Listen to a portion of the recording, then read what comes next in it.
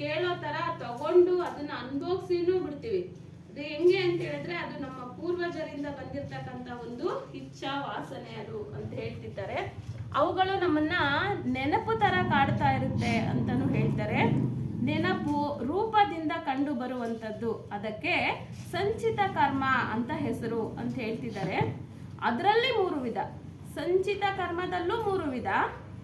ಒಂದು ಘಟಾಧ್ಯಾಸ ಸಂಚಿತ, 2ನೇದು ಪೂರ್ವ ಸಂಚಿತ, 3ನೇದು ವರ್ತಮಾನ ಸಂಚಿತ ಅಂತ ಹೇಳ್ತಿದ್ದಾರೆ. ಇವಾಗ ಮೊದಲನೇದಾಗಿ ಘಟಾಧ್ಯಾಸ ಸಂಚಿತ ಅಂದ್ರೆ ಏನು ಅಂತ ನೋಡೋಣ.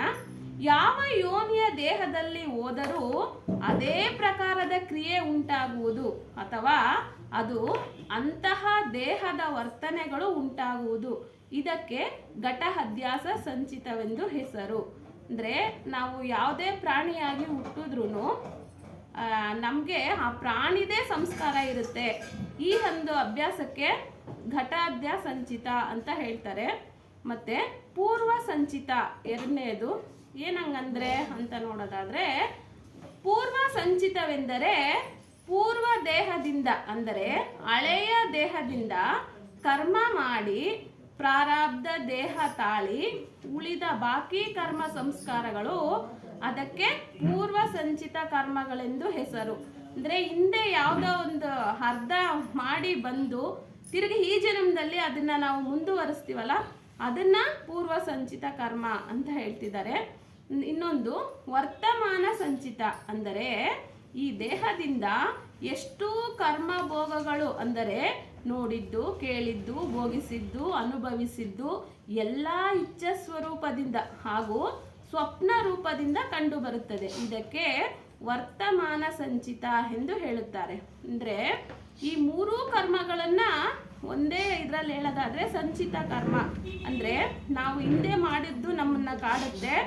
2ನೇದು ಅರ್ಧ ಮಾಡಿ ಬಿಟ್ಟಿರೋದನ್ನ ಮುಂದುವರಿಸ್ಕೊಂಡು ಹೋಗ್ತೀವಿ. ಇನ್ನೊಂದು ನಾವೀಗ ಯಾವ ಪ್ರಾಣಿ ಅಥವಾ ಯಾವ ದೇಹ ಪಡ್ಕೊಂಡಿರ್ತೀವೋ ಅದರ ಗುಣಗಳನ್ನ ಮುಂದುವರಿಸ್ಕೊಂಡು ಹೋಗ್ತೀವಿ. ಈ ಮೂರೂ ಸಂಚಿತ ಕರ್ಮ ಅಂತ ಹೇಳ್ತಿದ್ದಾರೆ. ಮತ್ತೆ 2ನೇದು ಅಂದ್ರೆ ಪ್ರಾರಬ್ಧ ಕರ್ಮದ ವಿವರಣೆ. ಅಂದರೆ ಯಾವ ದೇಹ ಸಂಬಂಧದಿಂದ ಭೋಗಗಳು ಭೋಗಿಸಲ್ಪಡುತ್ತದೆಯೋ ಅದೆಲ್ಲ ಪ್ರಾರಬ್ಧವೆನಿಸುತ್ತದೆ. ಅಂದ್ರೆ ಯಾವ ದೇಹ ಸಂಬಂಧದಿಂದ ಭೋಗಗಳು ಭೋಗಿಸಲ್ಪಡುತ್ತದೋ ಅದೆಲ್ಲ ಪ್ರಾರಬ್ಧವೆನಿಸುತ್ತದೆ. ನಾವು ಯಾವ ದೇಹ ಅಂದ್ರೆ ಬೇರೆ ಒಬ್ಬ ವಸ್ತುವಿಂದ, ಪ್ರಾಣಿಯಿಂದ, ದೇಹದಿಂದ ನಾವು ಏನು ಸಹಾಯ ಭೋಗಗಳನ್ನು ಅನುಭವಿಸ್ತೀವೋ ಅವರೆಲ್ಲರೂ ಪ್ರಾರಬ್ಧನೇ, ಎಲ್ಲವೂ ಪ್ರಾರಬ್ಧವೇ ಅಂತ ಹೇಳ್ತಿದ್ದಾರೆ. ಸುಖವಾಗಲಿ ದುಃಖವಾಗಲಿ ಅನುಭವಿಸಲೇಬೇಕು. ಈ ರೀತಿ ಅನುಭವಿಸಿದೆಲ್ಲವನ್ನು ಪ್ರಾರಬ್ಧ ಎನ್ನುತ್ತಾರೆ. ಮತ್ತೆ ಆಗಾಮಿ ಕರ್ಮದ ವಿವರಣೆ ಅಂದ್ರೆ ಮುಂದಿನ ಇಚ್ಛಾ ದೃಷ್ಟಿಯಿಂದ ಮಾಡುವ ಶುಭ ಕ್ರಿಯೆಗಳನ್ನು ದೇಹದಿಂದ ಮಾಡಲ್ಪಡುವುದು. ಸುಖದ ಆಸೆಯನ್ನಿಟ್ಟು ಎಷ್ಟು ಕರ್ಮಗಳನ್ನು ಮಾಡಲ್ಪಡುವುದೋ ಅವೆಲ್ಲವೂ ಆಗಾಮಿ ಕರ್ಮಗಳೇ ಅಂತ ಹೇಳ್ತಿದ್ದಾರೆ. ಅಂದ್ರೆ ಯಾವುದನ್ನ ನಾವು ಇಚ್ಛೆ ಪಟ್ಟು ಮಾಡ್ತೀವೋ, ಅಂದ್ರೆ ಒಂದು ಒಳ್ಳೆಯದೇ ಇರ್ಬೋದು, ಕೆಟ್ಟದ್ದೇ ಇರ್ಬೋದು, ಆದರೆ ಶುಭ ಕ್ರಿಯೆಗಳು ದೇಹದಿಂದ ಮಾಡಲ್ಪಡುವುದು. ಅದನ್ನ ತಿಳಿದು ಒಳ್ಳೇದೇ ಕ್ರಿಯೆಗಳನ್ನ ಮಾಡ್ತೀವಲ್ಲ ಈ ದೇಹದಿಂದ, ಅದನ್ನ ಆಗಾಮಿ ಕರ್ಮ ಅಂತ ಹೇಳ್ತಾರೆ. ಸುಖ ಆಸೆಯನ್ನಿಟ್ಟು ಎಷ್ಟು ಕರ್ಮಗಳನ್ನು ಮಾಡಲ್ಪಡುವುದೋ ಅವೆಲ್ಲವೂ ಆಗಾಮಿ ಕರ್ಮಗಳೇ ಅಂತ ಹೇಳ್ತಿದ್ದಾರೆ. ಈಗ ಈ 3 ಕರ್ಮಗಳಿಗೂ ಒಂದೊಂದು ದೃಷ್ಟಾಂತವನ್ನು ಕೊಟ್ಟಿದ್ದಾರೆ. ಒಂದು ಸಂಚಿತ ಕರ್ಮ ಎಂದರೆ ಮನೆಯ ಉಗ್ರಾಣದಲ್ಲಿ ತುಂಬಿಟ್ಟ ಧಾನ್ಯವನ್ನು ಸಮಯಗಳಲ್ಲಿ ಕೆಲಸಕ್ಕೆ ತೆಗೆದುಕೊಳ್ಳುತ್ತೇವೆ. ಹಾಗೆಯೇ ಸಂಚಿತವೆಂದರೆ ಕರ್ಮಗಳ ಅಧ್ಯಾಸ, ಸಂಸ್ಕಾರಗಳು, ಹೃದಯ ರೂಪಿ ಉಗ್ರಾಣ ಯಾವಾಗಲೂ ತುಂಬಿರುತ್ತದೆ. ಪ್ರಾರಬ್ಧ ಅಂದರೆ ತೆಗೆದು ಅಡಿಗೆಯನ್ನು ಮಾಡಿ ಊಟ ಮಾಡುವುದೇ ಪ್ರಾರಬ್ಧ. ಆಗಾಮಿ ಎಂದರೆ ಹೊಲ ಗದ್ದೆಗಳಲ್ಲಿ ಭೂಮಿಯನ್ನು ಹಸನು ಮಾಡಿ ಬೀಜವನ್ನು ಬಿತ್ತುವುದು. ಹಾಗೆಯೇ ಉಗ್ರಾಣದಲ್ಲಿದ್ದ ಆಹಾರ ಪದಾರ್ಥಗಳನ್ನೇ ಊಟಕ್ಕೆ ಉಪಯೋಗಿಸುವುದು. ಇದು 2 ರೀತಿಯ ಕೆಲಸಕ್ಕೆ ತೆಗೆದುಕೊಳ್ಳುತ್ತೇವೆ. ಅಂತೆಯೇ ಸಂಚಿತವೆಂದರೆ ಕೂಡಿಟ್ಟ ಸಂಸ್ಕಾರ ಬಲದಿಂದ ಇಚ್ಛೆಯನ್ನುಂಟು ಮಾಡಿ ಅನೇಕ ಕ್ರಿಯಾರೂಪ ಆಗಾಮಿ ಕರ್ಮಗಳು ಜೀವಿಗಳು ಮಾಡುತ್ತಾರೆ. ಅದೇ ಆಗಾಮಿ ಕ್ರಿಯೆಗಳ ಕರ್ಮವು. ಹೇಗೆ ಹೊಲ ಗದ್ದೆಗಳನ್ನು ಬಿತ್ತಿದ ಬೀಜಗಳು ಮರಗಿಡಗಳಾಗಿ ಪರಿಣಮಿಸುತ್ತವೆಯೋ ಹಾಗೆಯೇ ಯಾವ ಯಾವ ಸಂಸ್ಕಾರಗಳ ಸುಖಾಧ್ಯಾಸ ಸದೃಢವಾಗಿದೆಯೋ ಅದೇ ದೇಹ ರೂಪದಿಂದ ಮರ ಗಿಡಗಳ ಹಾಗೆ ಉಂಟಾಗುತ್ತದೆ. ಅದೇ ಆಗಾಮಿ ದೇಹಕ್ಕೆ ಕಾರಣವಾದದ್ದು. ಯಾಕೆಂದರೆ ಇಚ್ಛೆ ಉಂಟಾಗಲು ಪೂರ್ವ ಸಂಚಿತವೇ ಕಾರಣವಾದದ್ದು. ಇಚ್ಛೆಯಿಂದಲೇ ಕ್ರಿಯೆ ಮಾನವನಾಗಿ ಯಾವ ಸಂಸ್ಕಾರದಿಂದ ಇಚ್ಛೆ ಉಂಟಾಗಿ ಕ್ರಿಯೆಯಾಗಿರುತ್ತದೆಯೋ ಆ ಸಂಸ್ಕಾರದಲ್ಲಿನ ವೇಗವು ಹೆಚ್ಚಾಗಿ ಅಧ್ಯಾಸ ರೂಪವನ್ನು ತಾಳುತ್ತದೆ. ಈ ಅಧ್ಯಾಸವೇ ಚೈತನ್ಯ ಜೀವಿಗಳಿಗೆ ಹೊಸ ದೇಹವನ್ನು ಹೊಂದಲು ಕಾರಣವಾಗುತ್ತದೆ. ಪ್ರಾರಬ್ಧ ಭೋಗಗಳನ್ನು ಯಾರಿಂದಲೂ ತಪ್ಪಿಸಿಕೊಳ್ಳಲು ಅಥವಾ ತಪ್ಪಿಸಲೂ ಸಾಧ್ಯವಿಲ್ಲ. ಪ್ರಾರಬ್ಧ ಭೋಗವನ್ನು ಯಾರು ತಪ್ಪಿಸಲಾಗುವುದೂ ಇಲ್ಲ. ಹೀಗೆಯೇ ಕರ್ಮದಿಂದ ದೇಹ, ದೇಹದಿಂದ ಕರ್ಮ ಅನಾದಿ ಕಾಲದಿಂದ ಬಂದಿರುತ್ತದೆ. ಆದರೆ ಬೀಜದಿಂದ ವೃಕ್ಷ, ವೃಕ್ಷದಿಂದ ಬೀಜವಾಗುತ್ತದೆ. ಪ್ರಾರಬ್ಧ ಕರ್ಮವನ್ನು ಸದ್ಗುರುವಿನಿಂದಲೂ ಯಾವ ಸಿದ್ಧ ಪುರುಷರಿಂದಲೂ ಅಳೆಯಲು ಸಾಧ್ಯವಿಲ್ಲ. ಎಲ್ಲರಿಗೂ ಅವರವರ ಪ್ರಾರಬ್ಧ ಕರ್ಮವು ಭೋಗಿಸಿಯೇ ತೀರಬೇಕು. ಅಂದರೆ ಅದರಲ್ಲಿ ಯಾರಿಗಾದರೂ ಸಂಶಯ ಉಂಟಾದರೆ, ಇಲ್ಲಿ ಪ್ರಶ್ನೆ ಇನ್ನೊಂದು ಕೇಳ್ತಿದ್ದಾರೆ, ನನಗೆ ಎಲ್ಲ ಕರ್ಮದ ಭೋಗವನ್ನು ಭೋಗಿಸಿಯೇ ತೀರಬೇಕಾದರೆ ಈ ಸತ್ಸಂಗ ವಿಚಾರದ ಮಹತ್ವವೇನು ಗುರುದೇವ ಅಂತ ಕೇಳ್ತಿದ್ದಾರೆ. ಅದಕ್ಕೆ ಗುರುಗಳು ಹೇಳ್ತಾರೆ, ಸತ್ಸಂಗ ವಿಚಾರದಿಂದ ಸತ್ಯಜ್ಞಾನ ಉಂಟಾಗುತ್ತದೆ. ಈ ಸತ್ಯಜ್ಞಾನದ ಬಲದಿಂದ ಸಂಚಿತ ಕರ್ಮವು ಭಸ್ಮವಾಗುತ್ತದೆ. ಸಂಚಿತ ಕರ್ಮವು ಸುಟ್ಟು ಹೋದರೆ ಆಗಾಮಿ ಕರ್ಮಕ್ಕೆ ಕಾರಣವಾದ ಇಚ್ಛಾಶಕ್ತಿ ಇರುವುದಿಲ್ಲ. ಇಚ್ಛಾಶಕ್ತಿಯು ಇಲ್ಲದೆ ಯಾವ ಕ್ರಿಯೆಯೂ ಉಂಟಾಗುವುದಿಲ್ಲ. ಆದ್ದರಿಂದ ಎರಡು ಕರ್ಮಗಳು ನಾಶವಾಗುತ್ತವೆ. ಬಾಕಿ ಉಳಿದಿದ್ದು ದೇಹ ಪ್ರಾರಬ್ಧ ಮಾತ್ರ. ಅದು ಭೋಗ ಪೂರ್ಣವಾದ ಕೂಡಲೇ ಬಿಟ್ಟು ಹೋಗುತ್ತದೆ. ಹೇಗೆಂದರೆ ಉಗ್ರಾಣದಲ್ಲಿದ್ದ ಆಹಾರ ಧಾನ್ಯವನ್ನು ಸುಟ್ಟು ಹಾಕಿದ ಮೇಲೆ ಉರಿದ ಬೀಜ ಹೊಸದಾಗಿ ಬಿತ್ತರೂ ಕೂಡ ಅದು ಗಿಡ ಬರಲ್ಲ. ಆ ಥರ ಬೀಜವನ್ನು ಹೊಸದಾಗಿ ಬಿತ್ತಲು ಅಲ್ಲಿ ಏನೂ ಉಳಿದಿರುವುದಿಲ್ಲ. ಅಡಿಗೆ ಮಾಡಿದ್ದು ಊಟ ಮಾಡಿದ ಮೇಲೆ ಅದನ್ನು ಉಗ್ರಾಣದಲ್ಲಿಯೂ ಇಲ್ಲ, ಇನ್ನು ಹೊಲ ಗದ್ದೆಯಲ್ಲಿ ಆಹಾರ ಧಾನ್ಯವಿಲ್ಲ. ಒಟ್ಟಿನಲ್ಲಿ ಇದರ ಸಾರಾಂಶವೇನೆಂದರೆ, ಇಂದಿನ ದೇಹದ ಕರ್ಮವನ್ನು ಮತ್ತು ಹೊಸದಾಗಿ ದೇಹ ಮಾಡಿಕೊಳ್ಳಬೇಕಾದ ಸಂಸ್ಕಾರ ರೂಪ ಸಾಮಾನ್ಯ ಕರ್ಮವನ್ನು ಸದ್ಗುರುವಿನ ಜ್ಞಾನದಿಂದ ಉರಿದು ನಾಶ ಮಾಡಿದ್ದಾಯಿತು. ಇನ್ನು ಉಳಿದಿರುವುದು ದೇಹ ಧರಿಸಿದ ಪ್ರಾರಬ್ಧ ಮಾತ್ರ.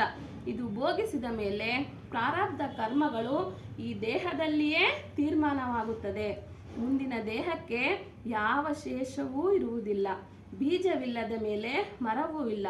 ಹಾಗೆಯೇ ಜೀವಿಯ ಕರ್ಮಾಧ್ಯಾಸ ಬೀಜವಿಲ್ಲದ ಕಾರಣ ಮುಂದೆ ಹೊಸ ದೇಹ ಬರುವುದಿಲ್ಲ. ಮಾನವನ ಜೀವಿಗಳ ಸಂಚಿತ ಕರ್ಮ ನಾಶವ ಮಾಡುವ ಕ್ರಮ ಅಂತ ಹೇಳ್ತಿದ್ದಾರೆ. ಅಂದರೆ ಮಾನವ ಜೀವಿಗಳ ಸಂಚಿತ ಕರ್ಮ ನಾಶ ಮಾಡುವ ಕ್ರಮ ಹೇಗೆ ನಾಶ ಮಾಡ್ಕೋಬೋದು ಅಂತ ಹೇಳ್ತಿದ್ದಾರೆ. ಸದ್ಗುರುವಿನ ಜ್ಞಾನವಾದ ಕೂಡಲೇ ಎಲ್ಲ ಅಧ್ಯಾಸಗಳಲ್ಲಿಯೂ ದೋಷ ದೃಷ್ಟಿ ಉಂಟಾಗುತ್ತದೆ. ಹೇಗೆಂದರೆ ವಾಂತಿ ಮಾಡಿದ ಅನ್ನವನ್ನು ಯಾರೂ ಉಪಯೋಗಿಸುವುದಿಲ್ಲವೋ ಹಾಗೆಯೇ ಯಾವ ವಿಷಯ ವಿಕಾರಗಳ ದುಃಖಕ್ಕೆ ಕಾರಣವೆಂದು ಮನುಷ್ಯನಿಗೆ ಖಚಿತವಾಗಿ ತಿಳಿದು ಬಂದಿತೋ ಆಗ ಅದಕ್ಕೋಸ್ಕರವಾಗಿ ಹೊಸ ಕ್ರಿಯೆಗಳನ್ನು ಮಾಡದೆ ತಟಸ್ಥನಾಗುತ್ತಾನೆ. ಸಂಸ್ಕಾರ ದೋಷದಿಂದ ವಿಷಯ ವಿಕಾರಗಳು ಮುಂದೆ ಬಂದರೂ ಅದರಲ್ಲಿ ಅಂಟದೆ ಅದನ್ನು ತಡೆದು ನಿಶ್ಶಕ್ತನಾಗಿ ಮಾಡಿ ತನ್ನ ಲಕ್ಷ್ಯವನ್ನು ತನ್ನ ಸ್ವರೂಪದ ರೀತಿಯಲ್ಲಿ ಏಕಾಗ್ರ ಮಾಡುತ್ತಾನೆ. ಮುಂದಿನ ಸಂಸ್ಕಾರವನ್ನು ಹೀಗೆಯೇ ಮನೋದುಷ್ಟರಾಗಿದ್ದು ಅಭ್ಯಾಸ ಮಾಡಿ ಸಂಸ್ಕಾರದಲ್ಲಿ ಅಂಟದೇ ಇರುತ್ತಾನೆ. ಇದೆಂಗೆ ಇದಕ್ಕೊಂದು ದೃಷ್ಟಾಂತ ಹೇಳ್ತಿದ್ದಾರೆ. ಹರಿಯುವ ನೀರಿನ ಬಳಿಯಲ್ಲಿ ಕುಳಿತು ಅಲೆಯನ್ನು ಗಮನಿಸುವ ಕಾರ್ಯಕ್ಕೆ ದ್ರಷ್ಟಾಭ್ಯಾಸವೆಂದು ಹೆಸರು. ಈ ರೀತಿಯಲ್ಲಿ ಮಾನವ ಜೀವಿಯು ಮನಸ್ಸೆಂಬ ಹೊಳೆಯಲ್ಲಿ ಅಧ್ಯಾಸ ಸಂಸ್ಕಾರಗಳೆಂಬ ಅಲೆಯನ್ನು ಹೇಳುತ್ತಾ ಇರುತ್ತದೆ. ಅದನ್ನು ನೋಡುತ್ತಾ ಅದರಲ್ಲಿ ಆಸಕ್ತಿ ಮೋಹದಲ್ಲಿ ಬೀಳದೆ ಇರುವುದು ಇದಕ್ಕೆ ದುಷ್ಟಾಭ್ಯಾಸವೆಂದು ಹೇಳುತ್ತಾರೆ. ಅದಕ್ಕೆ ಹಂಸ ಸಮಾಧಿ ಎಂದು ಹೇಳುತ್ತಾರೆ. ಅದೇ ಅಭ್ಯಾಸದಿಂದ ಮುಂದಕ್ಕೆ ಯಾವ ಸಂಸ್ಕಾರದ ಅಧ್ಯಾಸವೂ ಜೀವನಿಗೆ ಬಾಧಕವಾಗದೇ ಇರುತ್ತದೆ. ಆದ್ದರಿಂದ ತನ್ನ ಪಾರಕ್ ಸ್ಥಿತಿಯನ್ನು ಸಹಜ ರೂಪದಿಂದ ಪಡೆಯುತ್ತಾನೆ. ಇದೇ ಮಾನವ ಜೀವನದಲ್ಲಿ ಮಾಡುವ ಪರಮಶ್ರೇಷ್ಠ ಕಾರ್ಯವಾಗಿದೆ. ಮಾನವ ಜೀವಿಯು ಸಂಸ್ಕಾರದಲ್ಲಿ ಕಠಿಣ ಸಂಸ್ಕಾರಗಳು ಅಂದರೆ ಈ ದೇಹದಲ್ಲಿ ಮಾನವನ ಕೊಲೆ ಆದಿಯ ಸಂಸ್ಕಾರಗಳು ಅವು ದೀರ್ಘ ವ್ಯಾಧಿಯ ಹಾಗೆ ಕಠಿಣ ಕರ್ಮವಾದುದರಿಂದ ಈ ಜೀವಿಗಳಿಗೆ ಕರ್ಮ ಸಂಸ್ಕಾರವು ಬೇಗ ನಾಶವಾಗುವುದಿಲ್ಲ. ಅಂತಹ ಕಠಿಣವಾದ ಕರ್ಮವನ್ನು ಅನುಭವಿಸಲೇಬೇಕು. ಸದ್ಗುರುವಿಗೆ ಶರಣಾದರೆ ಅವನಿಗೆ ಸದ್ಗುರುವಿನ ಜ್ಞಾನ ಸಂಬಂಧದಿಂದ ಆ ಕರ್ಮವು ಕಠಿಣ ರೂಪದಿಂದ ಬರದೆ ಸಾಮಾನ್ಯ ರೂಪದಿಂದ ಬರುತ್ತದೆ. ಸದ್ಗುರುವಿನ ಜ್ಞಾನ ದೃಢವಾಗಿ ನಿಂತು ವಿವೇಕ ವೈರಾಗ್ಯ ದೃಢಪಡಿಸಿಕೊಳ್ಳಬೇಕು. ಆವಾಗಲೇ ಮುಕ್ತರಾಗುತ್ತಾರೆ. ಈ ಚಿಂತನೆಯೊಂದಿಗೆ ಇಲ್ಲಿ ಒಂದು ವಿಷಯವನ್ನು ಮುಗಿಸ್ತಾ ಇದ್ದೀನಿ. ಸದ್ಗುರು ದೇವ. ಧನ್ಯವಾದಗಳು ಸುಮಾರೇ. ಅದ್ಭುತ ವಿಷಯಗಳು ತುಂಬ ಅದ್ಭುತವಾಗಿದೆ. ಅದರಲ್ಲಿ ಖುಷಿ. ಪುಸ್ತಕ ತಗೊಂಡೋಗಿ ಸ್ವಾಮಿ ಓದಿ. ಅದು ಬುಕ್ ಇದೆಯಾ? ಅದು ಇದೆ, ಇಲ್ಲಿದೆ ನೋಡಮ್ಮ. ಹೊಸದು ಅದಲ್ಲ, ಇದ್ಯಾವ್ದು? ಇದರಲ್ಲೇ ಅದು ಇದೇನೆ ಪ್ರಿಂಟ್ ಮಾಡ್ಸೋರ ಅಷ್ಟೇ. ಅಲ್ಲ ಯಾವುದು ಇದು? ಅಲ್ಲ ಅಲ್ಲ, ನಾನು ಮೊನ್ನೆ ತಗೊಂಡೋಗಿದ್ದು. ಇದೆ ಇದೆ ಇದೆ ಇದೆ ಇದೆ ಪುಸ್ತಕನೇ. ನೋಡಿ ಸ್ವಲ್ಪ ದೊಡ್ಡದಿತ್ತಲ್ಲ ಪ್ರಿಂಟು, ಹೊಸ ದೊಡ್ಡ ಅಕ್ಷರಗಳು. ಅದೇನಾ? Same same. ಈಗ ನೀವು ಓದಿದ್ದು ಪೇಜ್ ಅದು. ಯಾಕೆಂದ್ರೆ ಒಳ್ಳೆ ಕಂಟೆಂಟ್, ಒಳ್ಳೆ ವಿಷಯಗಳು. ನೋಡಿ ಅದನ್ನೇ ಎಕ್ಸ್ಪ್ಲೈನ್ ಮಾಡಿ, ಬಹಳ ಚೆನ್ನಾಗಿ ಎಕ್ಸ್ಪ್ಲೈನ್ ಮಾಡಿ. ಸಂಚಿತ, ಆಗಾಮಿ, ಪ್ರಾರಬ್ಧ. ಸಂಚಿತಕ್ಕೆ ಒಂದು ಉದಾಹರಣೆ ಕೊಟ್ಟರು. ಧಾನ್ಯನ ಶೇಖರಣೆ ಮಾಡಿರ್ತೀವಲ್ಲ ಕಣಜದಲ್ಲಿ ಮೊದಲು, ಅದೇ ರೀತಿ ನಮ್ಮ ಕರ್ಮಗಳೆಲ್ಲ ಒಂದು ಕಡೆ ಶೇಖರಣೆ ಆಗಿರ್ತವೆ. ಸ್ಥಳ ಅಂತ ಏನಿಲ್ಲ, ಎಲ್ಲ ನಮ್ಮ ಒಂದು ಇದರಲ್ಲಿ ನಮ್ಮ ಕರ್ಮಗಳು ಶೇಖರಣೆ ಆಗಿದ್ದಾವೆ. ಅದನ್ನ ಸ್ವಲ್ಪ ಸ್ವಲ್ಪನೇ ಅನುಭವಿಸ್ತಾ ಇದೀವಿ. ಈಗ ಪ್ರಾರಬ್ಧ ಇನ್ನು ಬ್ಯಾಲೆನ್ಸ್ ಇದೆ. ಸಂಚಿತ ಕರ್ಮಗಳು ಗುರುವಿನಲ್ಲಿ ಯಾವಾಗ ನಾವು ಶರಣಾಗ್ತೀವೋ, ಅವನ ಜ್ಞಾನವನ್ನು ತಿಳ್ಕೊಂಡು ಅದ್ರ ಮಾರ್ಗದಲ್ಲಿ ನಡೀತೀವೋ, ಅವಾಗೆಲ್ಲ ಅದೆಲ್ಲ ಭಸ್ಮ ಆಗ್ತವೆ. ಪ್ರಾರಬ್ಧ ಅನುಭವಿಸಿ ತಿರ್ಬೇಕು, ಅನುಭವಿಸಿ ತಿರ್ಲೇಬೇಕು. ಅಲ್ಪ ಸ್ವಲ್ಪ ಸಹಾಯನೂ ಆಗುತ್ತೆ ಗುರುವಿನಿಂದ. ಪ್ರಾರಬ್ಧ ಕರ್ಮ ಅನುಭವಿಸುವ ವಿಚಾರದಲ್ಲಿ ಅಲ್ಪ ಸ್ವಲ್ಪ ಸಹಾಯ ಆಗೇ ಆಗುತ್ತೆ. ಆಗ್ದಿರ ಏನಿಲ್ಲ. ದೊಡ್ಡ ದೊಡ್ಡ ಕಷ್ಟಗಳು ಸಹ ಸಣ್ಣ ಸಣ್ಣ ಕಷ್ಟಗಳಂತೆ ಅದನ್ನೇ ಹೇಳಿರೋದು, ಅದು ನಿವಾರಣೆ ಆಗ್ತವೆ. ಸುಮ್ಮನೆ ಅವ್ರಿಗೆ ಒಂದು ಏನು ಶಿಷ್ಯಂದಿರಿಗೆ ಶಿಷ್ಯರಿಗೆ ಸತ್ಸಂಗ ಕೇಳೋರಿಗೆ ನಿರಾಸೆ ಉಂಟಾಗಬಾರ್ದು ಅನ್ನೋ ಒಂದು ಈ ಪಾಯಿಂಟ್ ಸೇರಿಸವ್ರೆ. ಅಲ್ಲೂ ಮೊದಲು ಸೇರಿಸವ್ರೆ ಏನು, ಭೋಗ ಒಂದು ಆಸೆಯಿಂದ ಇಲ್ಲಿಗೆ ಬರಬೇಡಿ, ಯಾವುದೋ ಒಂದು ಆಸೆಯಿಂದ ಇಲ್ಲಿಗೆ ಬರಬೇಡಿ ಅಂತ. ಹಾಗಾಗಿ ಅದನ್ನ ಹೇಳೋಣ, ನಮ್ಮ ಸದ್ಗುರುಗಳು ನೆನೆಸ್ಕೊಳ್ತಾ ಹೇಳೋಣ. ಘಟ ಅಧ್ಯಾಸ. ಘಟ ಅಂದರೆ ದೇಹ. ಯಾವ್ಯಾವ ದೇಹದಲ್ಲಿ ಏನೇನು ಕರ್ಮ ಮಾಡಿರ್ತೀವೋ ಅದೆಲ್ಲ ಬ್ಯಾಲೆನ್ಸ್ ಉಳಿಯುತ್ತೆ. ಸತ್ಸಂಚಿತ, ಇನ್ನು ಪೂರ್ವ ಸಂಚಿತ ಹಿಂದೆ ಇರೋದು, ಅದಕ್ಕಿನ್ನ ಹಿಂದೆ ಇರೋದು. ಇನ್ನು ವರ್ತಮಾನ ಈಗ ಮಾಡ್ತಾ ಇರ್ತೀವಿ ಏನೇನು ಕರ್ಮಗಳು ಒಂದು ಕಡೆ ಶೇಖರಣೆ ಆಗ್ತವೆ. ತಿರ್ಗಾ ಕರ್ಮದ ಹೇಳಿದ್ರು ಆಗಾಗ ಹೇಳ್ತೀವಲ್ಲ, ಬ್ಯಾಂಕ್ನಲ್ಲಿ ಬ್ಯಾಲೆನ್ಸ್ ಹೆಂಗೆ ನಾವು ದುಡ್ಡು ಕಟ್ದಂಗೆಲ್ಲ ಕ್ರೆಡಿಟ್ ಆಗ್ತಾ ಇರ್ತದೆ, ಹಂಗೆ ಕರ್ಮಗಳು ಕ್ರೆಡಿಟ್ ಆಗ್ತಾ ಇರ್ತವೆ, ಜಮಾ ಆಗ್ತಾ ಇರ್ತವೆ. ಈಗ ಅನುಭವಿಸ್ತಾ ಇರೋದು ಪ್ರಾರಬ್ಧ. ಇನ್ನು ಆಗಾಮಿ, ಮುಂದೆ ದೊಡ್ಡ ಮನುಷ್ಯನಾಗಬೇಕು, ದೊಡ್ಡ ಪ್ರಧಾನಿ ಆಗಬೇಕು, ಚಕ್ರವರ್ತಿ ಆಗಬೇಕು, ಈ ಇಚ್ಛೆಗಳನ್ನ ಇಟ್ಕೊಂಡು ಕರ್ಮಗಳನ್ನು ಮಾಡ್ತೀವಿ. ಪೂಜೆ ಪುನಸ್ಕಾರ ಕರ್ಮ, ಅದು ಆಗಾಮಿ.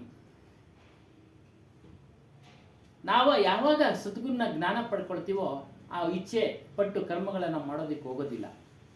ಪ್ರಾರಬ್ಧನ ಅನುಭವಿಸಿ ಕಳಿತೀವಿ. ಇನ್ನು ಸಂಚಿತ ಕರ್ಮ ಸುಟ್ಟೋಗುತ್ತೆ. ಹೀಗಾಗಿ ಆಗಾಮಿನೂ ಮಾಡೋದಿಲ್ಲ, ಸಂಚಿತ ಸುಟ್ಟೋಗುತ್ತೆ. ಪ್ರಾರಬ್ಧನ ಅನುಭವಿಸಿ ಕಳೆದಾಗ ನಮಗೆ ಮುಕ್ತಿ ಮೋಕ್ಷ ಅನುಭವಿಸಿ ತಿರ್ಲೇಬೇಕು. ಗುರು ಸಹಾಯ ಮಾಡ್ತಾನೆ, ಇಲ್ಲ ಅಂತ ಹೇಳಿಲ್ಲ. ಯಾವಾಗ ಸಮರ್ಪಣೆ ಮಾಡ್ಕೊಂಡ್ರೆ ಖಂಡಿತ ಸಹಾಯ ಮಾಡ್ತಾನೆ. ಸುಮ್ಮನೆ ಕೆಲವರು ಅಪಾರವಾದ ಇಚ್ಛೆ ಇಟ್ಕೊಂಡು ಬಂದ್ಬಿಡ್ತಾರೆ ಆಶ್ರಮಗಳಿಗೆ. ನಾನು ಶ್ರೀಮಂತನಾಗಬೇಕು, ನಾನು ನೀವು ಹೇಳ್ದಂಗೆ ರಾಜಕೀಯದಲ್ಲಿ ದೊಡ್ಡ ವ್ಯಕ್ತಿ ಆಗ್ಬೇಕು ಅಂತ ಎಲ್ಲ ಇಚ್ಛೆ ಇಟ್ಕೊಂಡು ಬರ್ತಾರೆ. ಅದಕ್ಕೆ ಅದನ್ನ ಹೇಳಿದ್ದು ಪ್ರಾರಂಭ ಅಲ್ಲ, ನೀವೇ ಅಂತಲ್ಲ ಹೇಳಿದ್ದು, ನೀವು ಹೇಳ್ದಾಗೆ ನೀವು ಹೇಳ್ದಾಗೆ ಹೇಳ್ತಿರಲ್ಲ, ಅನೇಕರು ಇಚ್ಛೆ ಇಟ್ಕೊಂಡು ರಾಜಕೀಯ ವ್ಯಕ್ತಿಗಳಲ್ಲಿ ಅಲ್ಲಿ ಇಲ್ಲಿ ಹೋಗ್ತಾರೆ ಅಂತ, ಅದೆಲ್ಲ ಇದ್ದೇ ಇದೆ. ಕಾಯಿಲೆ ಕಸಾಲೆಗಳು ವಾಸಿ ಮಾಡ್ಕೊಳಕ್ ಹೋಗ್ತಾರೆ, ನೋಡ್ತಾ ಇದ್ದೀವಿ. ಪ್ರಯತ್ನ ಮಾಡಬೇಕು, ಅದ್ರ ಮೇಲೆ ಅಷ್ಟು ಭರವಸೆ ಇಟ್ಕೊಳಕ್ ಪ್ರಯತ್ನ ಮಾಡಿ, ಇಲ್ಲ ಅಂತಿಲ್ಲ. ನೀವು ದೊಡ್ಡ ವ್ಯಕ್ತಿ ಆಗೋದಕ್ಕೆ ಪ್ರಯತ್ನ ಮಾಡಿ. ಅಂದರೆ ಸದ್ಗುರುವಿನ ಜ್ಞಾನ, ಸದ್ಗುರುವಿನ ಜ್ಞಾನ ಅಂದರೆ ಅದನ್ನೇ ಇವತ್ತು ವಿಚಾರ ಮಾಡೋಣ. ವ್ಯಕ್ತಿಯ ಪ್ರತಿಯೊಬ್ಬರ ನಿಜ ಸ್ವರೂಪ ಹರಿ. ಹರಿ ಅಂತ ನಾವು ಯಾರಿಗೆ ಹೇಳ್ತೀವಿ? ವಿಷ್ಣುವಿಗೆ ಹೇಳ್ತೀವಿ. ಹರಿಯ ಪದದ ಅರ್ಥ ಏನು ಅಂತಂದ್ರೆ ನಾಶ ಮಾಡೋದು, ಕಿತ್ತಾಕೋದು, ಹರಿಯೋದು. ಆ ಪದದ ಅರ್ಥ ಹರಿ ಅಂದ್ರೆ ಕನ್ನಡ ಪದ ಹರಿ. ಅದನ್ನೇ ಹೇಳ್ತಾರೆ, ಹರಿ ಬಿನು ಬರ್ಮ ಬಿರುಗುಚುನ ಗಂಧ ಶಬ್ದ ಇದರಲ್ಲಿ ಹೇಳ್ತಾರೆ. ಏನು?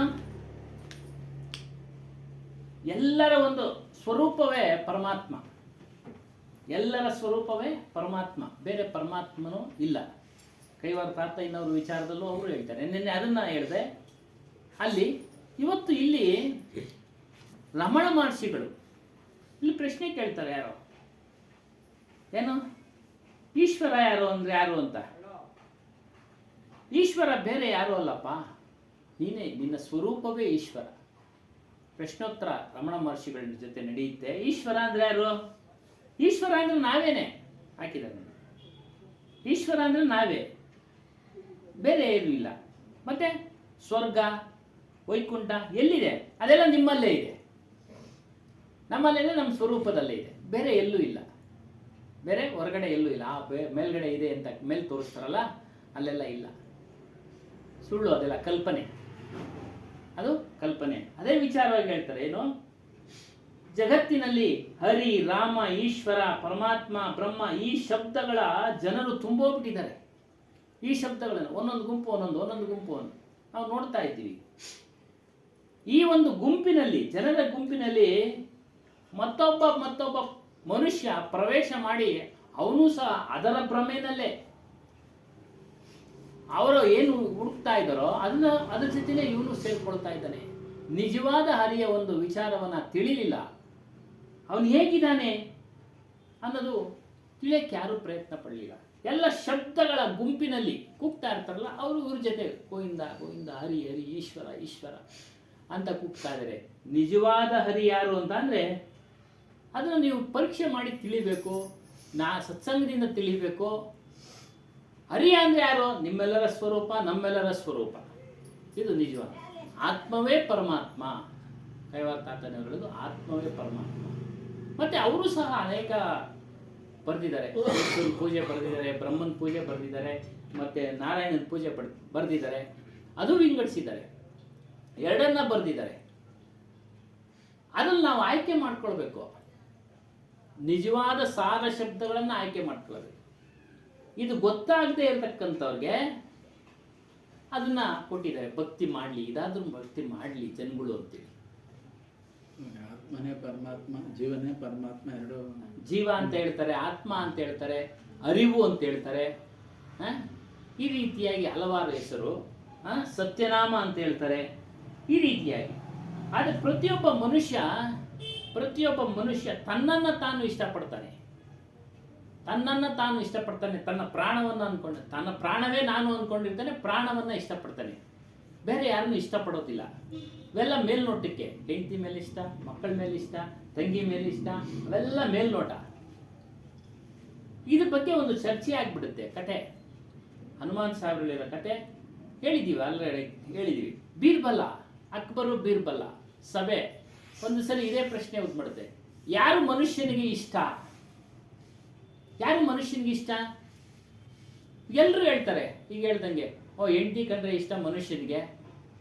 ಕೆಲವ್ರು ಹೇಳ್ತಾರೆ ಮಕ್ಕಳು ಕಂಡ್ರೆ ಇಷ್ಟ ಅಂತ ಹೇಳ್ತಾರೆ, ಕೆಲವ್ರು ಹೇಳ್ತಾರೆ ತಾತ ಕಂಡ್ರೆ ಇಷ್ಟ, ಅಜ್ಜಿ ಕಂಡ್ರೆ ಇಷ್ಟ, ಕೆಲವ್ರು ಹೇಳ್ತಾರೆ ಹಣ ಕಂಡ್ರೆ ಇಷ್ಟ, ಮನೆ ಕಂಡ್ರೆ ಇಷ್ಟ, ಪ್ರಾಣಿಗಳು ಕಂಡ್ರೆ ಇಷ್ಟ ಅಂತ. ಎಲ್ಲರ ಸಭೆಯಲ್ಲಿ ಒಬ್ಬೊಬ್ರದ್ದು ಒಂದೊಂದು ಅಭಿಪ್ರಾಯ. ಬೀರ್ಬಲ ಏನು ಮಾತಾಡೋದಿಲ್ಲ, ಸುಮ್ಮನೆ ಕುಳಿತಿರ್ತಾನೆ. ಅಕ್ಬರ್ ಕೇಳ್ತಾನೆ ಬೀರ್ಬಲನ್ನ, ಯಾಕೆ ನೀನು ಸುಮ್ಮನೆ ಕುಂತಿದ್ಯಾ, ನಿನ್ನ ಉತ್ತರ ಏನು ಅಂತ. ಸ್ವಾಮಿ, ಮನುಷ್ಯನಿಗೆ ತನ್ನ ಪ್ರಾಣದ ಮೇಲೇನೆ ಇಷ್ಟ. ಇಲ್ಲ, ಎಲ್ಲರೂ ಹೇಳ್ತಾರೆ ಇಲ್ಲ ಇಲ್ಲ ಬೇರೆ ಬೇರೆಯವ್ರ ಮೇಲೆ ಇಷ್ಟ, ಅವ್ನ ಪ್ರಾಣದ ಮೇಲೆ ಇಷ್ಟ ಇಲ್ಲ. ನಿರೂಪಿಸು, ನಾವು ನೋಡ್ಬೇಕಲ್ಲ. ಆಯ್ತು ನಿರೂಪಿಸ್ತೀರಿ. ಒಂದು ಕೋತಿ ಮರಿ ಇರ್ತಕ್ಕಂಥ ಕೋತಿನ ತರಿಸಿ, ಕೋತಿಗಳನ್ನು ಮರಿ ಇರಬೇಕು, ಅದಕ್ಕೆ ಬೆನ್ನು ಗಂಟು ಓಡಾಡ್ತಕ್ಕಂಥ ಮರಿ. ಒಂದು ಹಳ್ಳ, ದೊಡ್ಡದ ಹಳ್ಳ ತೆಗೆಸ್ಬಿಡ. ಆ ಕೋತಿನ ಬಿಟ್ಬಿಟ್ಟ, ತಾಯಿ ಕೋತಿನ ಬಿಡಿಸ್ಬಿಟ್ರು, ನೀರು ಬಿಟ್ಬಿಟ್ರು. ಅದಕ್ಕೆ ನೀರು ತುಂಬ್ತಾ ಇದೆ. ತಾಯಿ ಕೋತಿ ಏನು ಮಾಡ್ತು, ಮರಿನ ಬೆನ್ನ ಮೇಲೆ ಕುಂಡಿಸ್ಕೊಂತು, ಅಲ್ವರ ಮುಳುಗಬಾರ್ದು, ಕುತ್ತಿಗೆ ಮೇಲೆ ಕುಂಡಿಸ್ಕೊಂತು, ಆಮೇಲೆ ತಲೆ ಮೇಲೆ ಕುಂಡಿಸ್ಕೊಳ್ತು. ಮಗು ಸಾಯ್ಬಾರ್ದು ಅಂತ ಮಗು ಮೇಲೆ ಆಸೆನೆ. ಇದೇ ಮುಳುಗೋಗೋ ಸ್ಥಿತಿ ಬಂದಾಗ ಆ ಮಗುನ ಕೆಳಗಡೆ ಹಾಕ್ಬಿಟ್ಟು ಅದ್ರ ಮೇಲೆ ನಿಂತ್ಕೊಂಡ್ಬಿಡ್ತು. ತಾಯಿ ಕೋತಿ ಮುಳುಗೋಗೋ ಪರಿಸ್ಥಿತಿ ಬಂತಲ್ಲ, ನೀರು ಬೀಳ್ತಾನೆ ಐತಲ್ಲ, ತುಂಬ್ತಾ ಇದೆ ಒಂದು ಹಳ್ಳ. ಆ ತಾಯಿ ಕೋತಿ ಏನ್ ಮಾಡ್ತು, ಮರಿನ ಕೆಳಗಡೆ ಹಾಕಿ ಅದ್ರ ಮೇಲೆ ಇದು ನಿಂತ್ಕೊಂಡ್ಬಿಡ್ತು. ನಿಲ್ಸು ಅಂತ ಹೇಳಿದ್ರು, ತೋರಿಸಿದ್ರು. ನೋಡಿ ಯಾವ್ದು ಇಷ್ಟ ಮನುಷ್ಯನಿಗೆ, ಒಂದು ಪ್ರಾಣಿ ಮೂಲಕ ತೋರಿಸ್ತಾ. ಮನುಷ್ಯನಿಗೆ ಪ್ರಾಣಿಗಳಿಗೆ ತನ್ನ ಪ್ರಾಣದ ಮೇಲೆ ಇಷ್ಟ, ಅಂದ್ರೆ ಅದ್ರ ಮೇಲೆ ಪ್ರೇಮ. ಯಾವ್ದು ನಮ್ಮ ಮನೆಗೆ ಬೆಂಕಿಗಳು ಬಿದ್ದು ಹೋಗ್ತವೆ, ಫಸ್ಟ್ ಇವನು ಆಚೆ ಹೊಡೋಗ್ಬಿಡ್ತಾನೆ, ಯಾರನ್ನು ಜೊತೆ ಕರ್ಕೊಂಡು ಹೋಗಲ್ಲ. ಎಲ್ಲ ಯಾರೋ ಒಬ್ಬ ಅಪರೂಪ ಏನಮ್ಮ ಅಲ್ವಾ, ಏನು ತಗೊಂಡೋಗಲ್ಲ. ಹಾ ನೋಡ್ತಾ ಹೆಂಗೆ ಅಂದ್ರೆ ಕೊನೆ ಗ್ಯಾಸ್ ಏನಾನ ಇದಾದ್ರೆ ಬ್ಲಾಸ್ಟ್ ಆದ್ರೆ ಏನ್ ಮಾಡ್ತಾರೆ, ಗ್ಯಾಸ್ ಉತ್ಕೊಂಡು ಉರಿತಿತ್ತಲ್ಲ ಅವಾಗೆಲ್ಲ ಹಾಕ್ಸ್ಕೊಂಡು ಹೋಗೋದು. ಒಟ್ನಲ್ಲಿ ಕೊನೆ ಕ್ಷಣದ ತನಕ ಮನುಷ್ಯ ಅವ್ನು ಉಳ್ಕೊಂಡ್ಮೇಲೆ ಸ್ವಲ್ಪ ಯೋಚನೆ ಮಾಡ್ತಾನೆ, ಯಾರು ನೋಡಿಸ್ಬೇಕಾಗಿತ್ತು, ನೋಡೋಣ ಮಾಡೋಣ ಅಂತ. ತಕ್ಷಣ ಮಾಡೋದೇ ಕೆಲಸ. ನಾವು ನೋಡ್ತಾ ಇದೀವಿ ಸಿನಿಮಾಗಳಲ್ಲೆಲ್ಲ ನೋಡಿದ್ವಿ ಅದನ್ನ ಅಲ್ಲೂರ. ಫಸ್ಟ್ ಆಚೆ ಓಡ್ ಬಂದ್ಬಿಡ್ತಾನೆ, ಆಮೇಲೆ ಕೂಗ್ಕೊಳ್ತಾನೆ ಬೆಂಕಿ ಬೆಂಕಿ, ನಮ್ಮನೆಯವ್ರ ಒಳಗಡೆ ಹಾಗೆ ಹೀಗೆ ಇದೆಲ್ಲ ಪ್ರಮಾಣ. ಅದನ್ನೇ ಇಲ್ಲಿ ಹೇಳ್ತಾ ಇರೋದು, ಮನುಷ್ಯನಿಗೆ ತನ್ನ ಪ್ರಾಣದ ಮೇಲೆ ಇಷ್ಟ. ಇಲ್ಲಿ ಪ್ರಾಣ ಅಂದ್ರೆ ಅರ್ಥ ಸ್ವರೂಪ, ನಮ್ಮ ಆತ್ಮ, ನನ್ನ ಜೀವ ಉಳಿಬೇಕ್ರಿ, ಆಮೇಲೆ ನೋಡೋಣ. ಹೆಂಡತಿ ಮಕ್ಕಳು ಆಮೇಲೆ ಜ್ಞಾಪಕ ಬರೋದು, ನೆನಪು ಬರೋದು, ಆಮೇಲೆ ನೆನಪು ಬರೋದು. ಯಾರು ಬೇಸರ ಆಗ್ಬೇಡಿ, ಇರೋ ವಿಚಾರ ವಾಸ್ತವ. ಅದಕ್ಕೆ ಮನುಷ್ಯನ ಸ್ವಾರ್ಥಿ ಅಂತ ಹೇಳ್ತಾರೆ. ಹೀಗಾಗಿ ಇದರಲ್ಲಿ ಹೇಳ್ತಾರೆ ಇದನ್ನ ಇಷ್ಟಪಡ್ತಾರೆ, ಈ ಕತೆ ಮೂಲಕ ತಿಳಿಸಿದ್ರು. ಮತ್ತೆ ಇಲ್ಲಿ ಪರೋಕ್ಷ ಅನುಭವಕ್ಕೆ ಬಾರದೇ ಇರತಕ್ಕಂಥ ಕಲ್ಪನೆಗಳು ಹೇಳಿದ್ವಲ್ಲ, ವೈಕುಂಠ ಕೈಲಾಸ ಮೇಲ್ಗಡೆ ಇದೆ, ನಾವು ಪುಣ್ಯಕರ್ಮಗಳನ್ನು ಮಾಡಿದ್ರೆ ಅಲ್ಲೋಗಿ ಸೇರಿಬಿಡ್ತೀವಿ. ಹೋಗಿ ಸೇರಿದವ್ರು ಯಾರಾದ್ರು ಬಂದು ವಾಪಸ್ ಬಂದು ಹೇಳಿದಾರ ನಾನು ಇಂಥ ಕಡೆ ಇದ್ದೀನಪ್ಪ ಅಂತ? ಯಾರು ಹೇಳಿಲ್ಲ. ನೋಡಿ ಅದೆಲ್ಲ ಕಲ್ಪನೆಗಳು, ಕಲ್ಪನೆ. ಅದನ್ನೇ ಇಲ್ಲಿ ಹೇಳ್ತಾರೆ. ವೈಕುಂಠ ಕೈಲಾಸ ಎಲ್ಲಿದೆ? ಈಶ್ವರ, ವಿಷ್ಣು, ಕೈಲಾಸ, ವೈಕುಂಠ ಇರುವ ಶಿಷ್ಯ ಮಾಡ್ತಾರೆ ನಿಮ್ಮಲ್ಲಿಯೇ. ತಗೊಂಡು ಮನುಷ್ಯ ಮೇಲೆ ತಗೊಂಡು ಗುಂಡಿಗೆ ಹಾಕ್ತಾರಲ್ಲ, ಗುಂಡಿಗೆ ಹಾಕುವಾಗ ಹೇಳ್ತಾರೆ ಅವರು ಕೈಲಾಸ ಸೇರ್ಕೊಂಡ್ರಪ್ಪ, ವೈಕುಂಠ ಸೇರ್ಕೊಂಡ್ರಪ್ಪ ಅಂತಾರೆ. ಆದ್ರೆ ಮಣ್ಣು ಹೇಳಲ್ಲ, ನನ್ನೊಳಗೈತೆ ಬಾಡಿ ಅಂತ ಅದು ಹೇಳಲ್ಲ.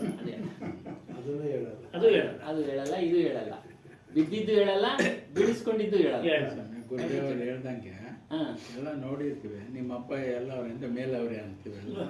ಹೆಂಗೆ ಸಮಾಧಿ ಹೆಂಗೆ ಸುಮ್ಮನೆ ಹಿಂದಿನಿಂದ ತೋರ್ಸ್ಕೊಂಬಂದವ್ರೆ, ಮಕ್ಕಳಿಗೆ ತೋರ್ಸಲ್ವಾ, ಹಂಗೆ ತೋರ್ಸವ್ರೆ ಅಷ್ಟೇ, ವಿಚಾರ ಮಾಡಲಿಲ್ಲ. ಅದನ್ನೇ ವಿಚಾರ ಮಾಡಿ ಅಂತ ಹೇಳ್ತಾ ಇರೋದು. ಎಲ್ಲೋ ಮೇಲ್ಗಡೆ ಎಲ್ಲೋ ಹರಿ ಇಲ್ಲ, ಕೈಲಾಸದಲ್ಲಿ ಶಿವ ಇಲ್ಲ, ವೈಕುಂಠದಲ್ಲಿ ಹರಿ ಇಲ್ಲ, ನಿಮ್ಮ ಸ್ವರೂಪವೇ ಹರಿ.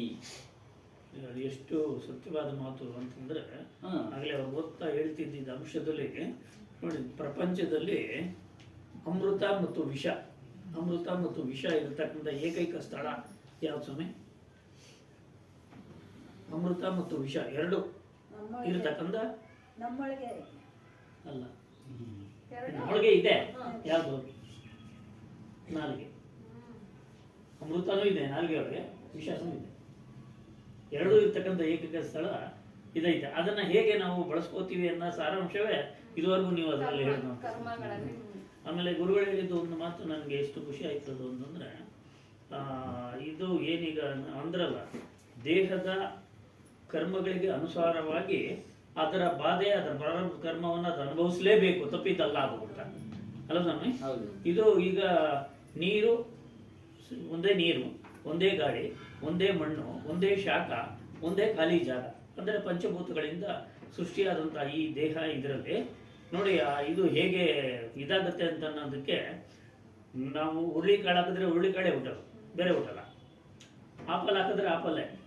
ಅಂದರೆ ಅದು ಒಂಥರ ಅಬೀಜ ಇದುವರೆಗೂ ಹೇಳಿದ ಸತ್ಯಾಂಶಗಳು ಎಷ್ಟು ಕರೆಕ್ಟಾಗಿದೆ ಅಂತಂತಂದರೆ, ಬೀಜ ಸುಟ್ಟೋದ್ಮೇಲೆ ಮತ್ತೆ ಹುಟ್ಟಲ್ಲ, ತಿಂದು ಜೀರ್ಣ ಆಗೋದ್ಮೇಲೆ ಮುಗಿಯಿತು. ಅದು ಮನುಷ್ಯ ಸುಡಬೇಕು, ಅಂದರೆ ಅವನು ಇದಕ್ಕೆ ಇದಾಗಬೇಕು ಅಂತಕ್ಕಂಥದ್ದು ಜ್ಞಾನಾಗ್ನಿಯಿಂದ ಕರ್ಮ ತನ್ನನ್ನು ಅಸ್ತಿತ್ವ ಇದ್ದಲ್ಲೇ ಇದೆ. ಮಾಡತಕ್ಕಂಥ ಕರ್ಮಗಳನ್ನ ಸುಟ್ಟಾಕ್ಬೇಕು. ಇಚ್ಛೆ ಇರಬಾರ್ದು. ನಾನು ಮುಂದೆ ಈ ರೀತಿ ಆಗ್ಬಿಡ್ಬೇಕು, ಪ್ರೊಫೆಸರ್ ಆಗ್ಬಿಡ್ಬೇಕು, ವಿದ್ಯಾವಂತನ ಆಗ್ಬಿಡ್ಬೇಕು, ಅವೆಲ್ಲ ಇಚ್ಛೆ ಇರಬಾರ್ದು. ಈಗ ಬಂದಿದೆ, ಶ್ರೇಷ್ಠವಾದ ಮಾನವ ಜನ್ಮ ಬಂದಿದೆ, ಇದನ್ನ ಸದುಪಯೋಗ ಪಡಿಸ್ಕೊಂಡು ಮುಕ್ತಿ ಹೊಂದಬೇಕು. ಅದನ್ನೇ ಹೇಳ್ತಾರೆ. ನಿಜವಾದ ಸದ್ಗುರು ಏನು ಕೊಡ್ತಾರೆ? ನಿಜವಾದ ಜ್ಞಾನ ಕೊಡ್ತಾರೆ. ಸದ್ಗುರುಗಳು ನಿಜವಾದ ಜ್ಞಾನ ಕೊಡ್ತಾರೆ. ಬೇರೆ ಗುರುಗಳೆಲ್ಲ ಆ ಕಡೆ ಈ ಕಡೆ ತೋರಿಸ್ತಾರೆ, ಏನು ಮಾಡಲಿಕ್ಕಾಗೋದಿಲ್ಲ. ಆದರೆ ಇದನ್ನ ತಿಳಿಸೋರು ಬಹಳ ವಿರಳ. ಈ ಒಂದು ನಿಮ್ಮ ಸ್ವರೂಪದ ಒಂದು ವಿಚಾರ ಹೇಗಿದೆ ಅಂತಂದ್ರೆ, ಯಾರು ಕಿತ್ಕೊಳ್ಳೋಕ್ಕಾಗಲ್ಲ. ನಿಮ್ಮ ಆ ಜ್ಞಾನವನ್ನು ಪಡೆದ ಬಳಿಕ ಯಾರು ಕಿತ್ಕೊಳ್ಳೋಕ್ಕಾಗಲ್ಲ. ಹೇಳ್ತಾರಲ್ಲ, ಎದೆಯಲ್ಲಿ ಬಿದ್ದ ತಕ್ಷಣ ಭೂಮಿಯಲ್ಲಿ ಬಿದ್ದಿದ್ದ ಬೀಜ ಫಲ ಕೊಟ್ಟೆ ಕೊಡ್ತವೆ. ನಮಗೆ ನೀವು ಏನನ್ನ ತಿಳಿತಿರೋ ಜ್ಞಾನವನ್ನ, ಆತ್ಮಜ್ಞಾನ, ಸಾಮಾನ್ಯ ಜ್ಞಾನನೇ ಕಿತ್ಕೊಳ್ಳೋಕ್ಕಾಗೋದಿಲ್ಲ ಅಲ್ವರ? ಒಳ್ಳೆ ಕೆಲಸ ಮಾಡ್ತಾ ಇರ್ತಾನೆ ಅನ್ನಿ, ಬೇರೆ ಇವನು ಕಳಪೆ ಕೆಲಸ ಮಾಡ್ತಾ ಇರ್ತಾನೆ, ಅವನು ಜ್ಞಾನ ಇವನು ಕಿತ್ಕೊಳ್ಳೋಕ್ಕಾಗಲ್ಲ. ಆ ಜ್ಞಾನನ ಇವನು ಮುಂದುವರಿಸ್ಕೊಳ್ಬೇಕು. ಹೇಗೆ ಮಾಡ್ತಾ ಇದ್ದಾನೆ, ಏನು ಮಾಡ್ತಾ ಇದ್ದಾನೆ ವಿಚಾರ ಮಾಡಿ, ಚಿಂತನೆ ಮಾಡಿ ಇವನು ಅದನ್ನು ಅಳವಡಿಸ್ಕೊಳ್ಬೇಕು. ಅವನು ಇವನಿಗೆ ಬರಲ್ಲ, ಇವನು ಅವನಿಗೆ ಹೋಗೋದಿಲ್ಲ. ಅಭ್ಯಾಸ ಮಾಡಿದ್ರೆ ಎಲ್ಲ. ಅದನ್ನ ಹೇಳಿದ್ರೆ, ಆ ಜ್ಞಾನವನ್ನ ನೀವು ಪಡೆದಂತ ಆತ್ಮಜ್ಞಾನವನ್ನ ಯಾರೂ ಕಿತ್ಕೊಳ್ಳೋಕ್ಕಾಗೋದಿಲ್ಲ. ಅದು ನಿಮ್ಮನ್ನು ಬಿಟ್ಟು ಹೋಗೋದಿಲ್ಲ. ಒಂದ್ ಹೇಳ್ತಾ ಇತ್ತ ಅಣ್ಣ, ಯಾವಾಗ ಹಣ ಗಳಿಸಬೇಕೆಂತದ್ದು ಮಾನವನಿಗೆ ತಿಳಿಯದಂತದ್ದು, ಕೊಟ್ಟರೂ ಇರಲಾರದಂತದ್ದು, ತನ್ನೊಳಗಿಟ್ಟರೂ ಇರಲಾರದಂತದ್ದು, ಬಚ್ಚಿಟ್ಟ ಗಂಟನ್ನು ಬಯಲಲ್ಲಿಟ್ಟರೆ ಯಾರು ಮುಟ್ಟಲಾರರು ಅಂತದ್ದು. ಸಂಪಾದನೆ ಮಾಡ್ಬೇಕು ಅಂದ್ರೆ ಯಾವ್ದು ಮಾಡ್ಬೇಕು ಅಂದ್ರೆ ಜ್ಞಾನಧನವನ್ನ ಯಾರು ತಗೊಳಕ್ಕಾಗೋದಿಲ್ಲ, ಏನು ಆಗೋದಿಲ್ಲ. ಅದನ್ನ ಹೇಳ್ತಾರೆ. ಇದನ್ನ ನೀವು ಅದ್ಯಾವುದು ಅಂದ್ರೆ ನಮ್ಮೆಲ್ಲರ ಸ್ವರೂಪ.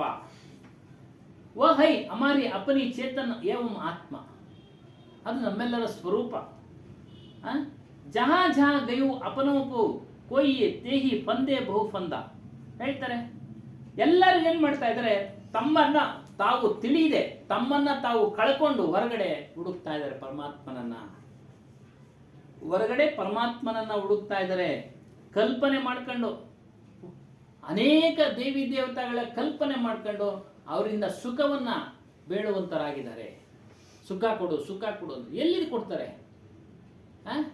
ಎಲ್ಲರೂ ಇದೇ ಹೇಳ್ತಾರೆ. ಮೇಲೊಬ್ಬ ಪರಮಾತ್ಮ ಇದ್ದಾನೆ, ಎಲ್ಲರ ಕರ್ಮವನ್ನ ನಿರ್ಧಾರ ಮಾಡ್ತಾ ಇದ್ದಾನೆ.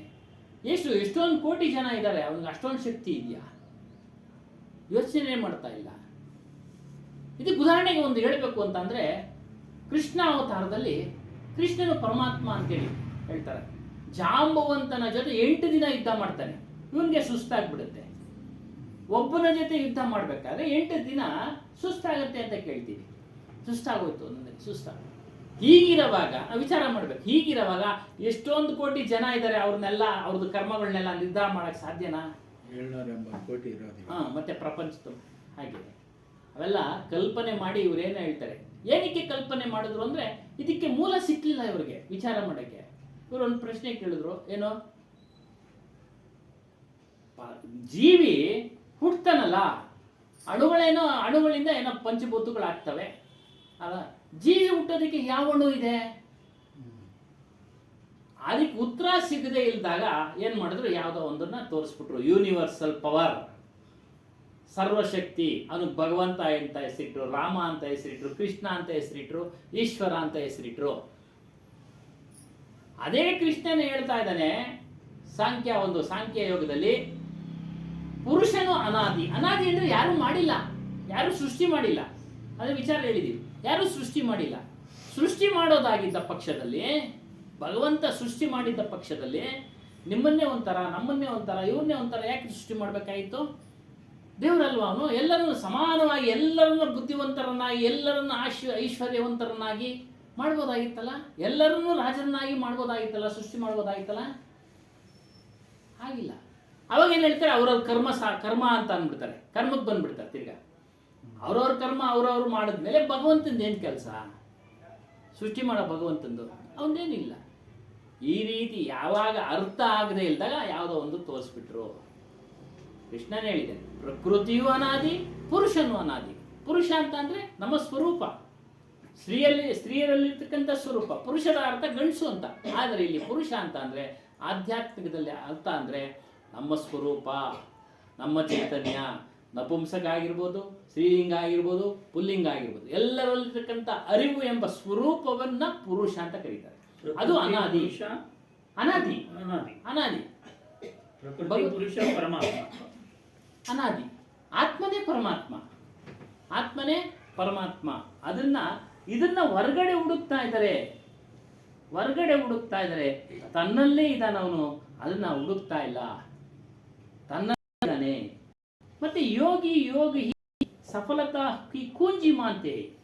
ಈ ಯೋಗಿಗಳು ಏನ್ ಮಾಡ್ತಾ ಇದ್ದಾರೆ, ಹಲವಾರು ಹಠಯೋಗಿಗಳು ಮಾಡ್ತಾ ಇದ್ದಾರೆ.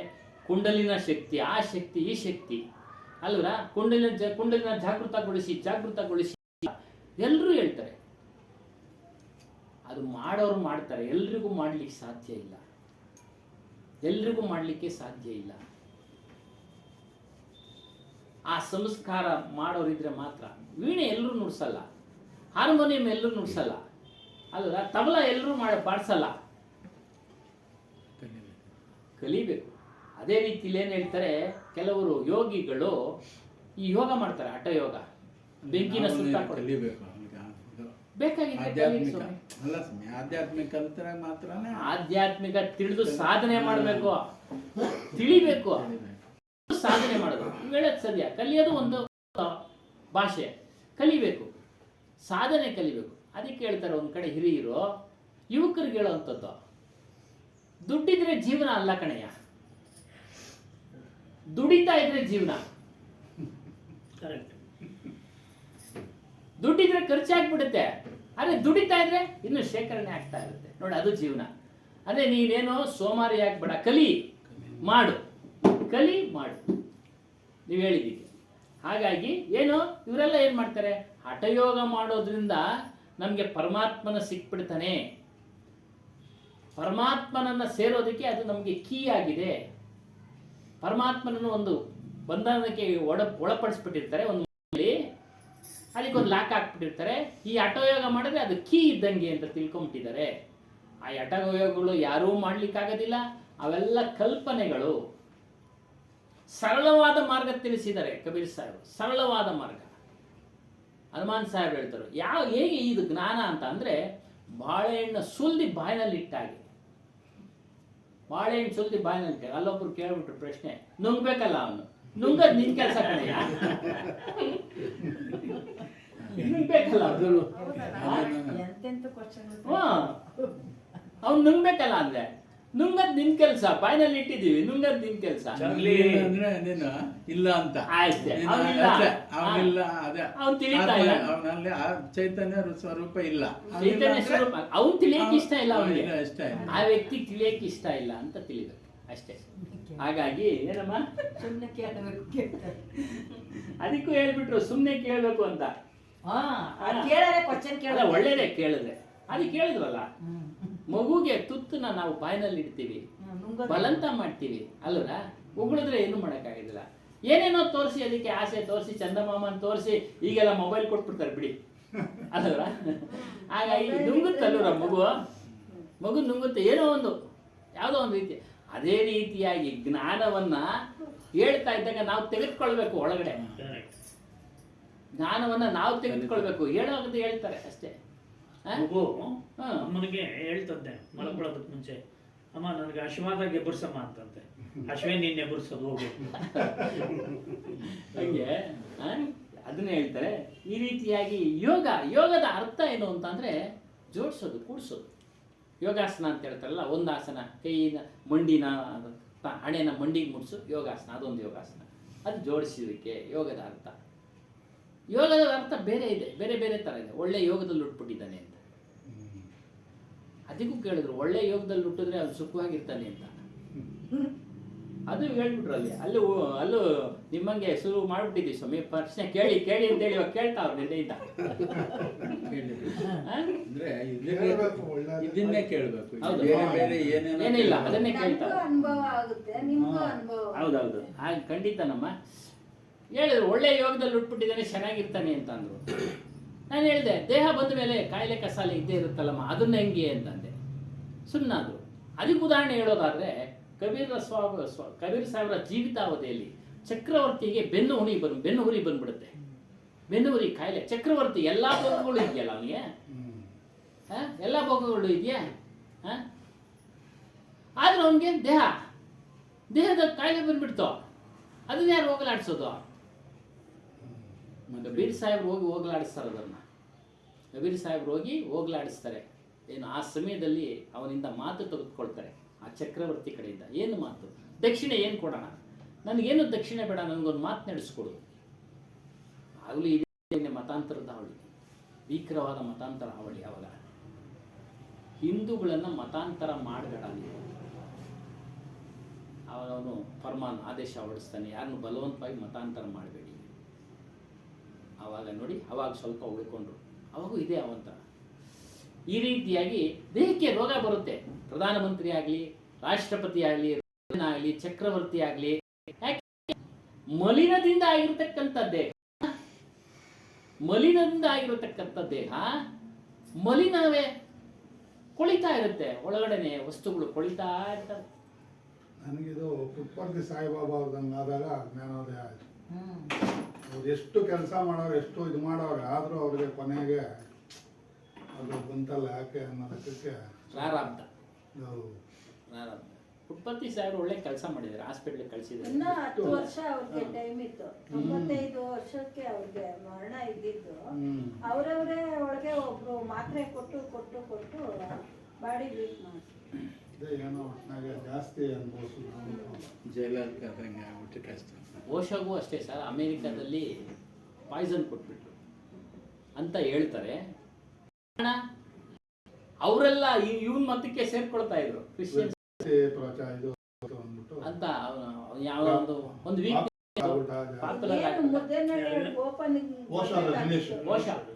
ಅವನು ಒಳ್ಳೆ ಜ್ಞಾನಿ ಸರ್.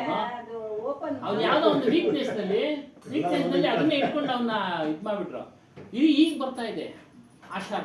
ಅವ್ರನ್ನೂ ಅಷ್ಟೇ ಎಷ್ಟೋ ಜನ ಮತಾಂತರ ಆಗ್ಬಿಟ್ಟಿರುತ್ತೆ ಹಿಂದೂಗಳಿಗೆ.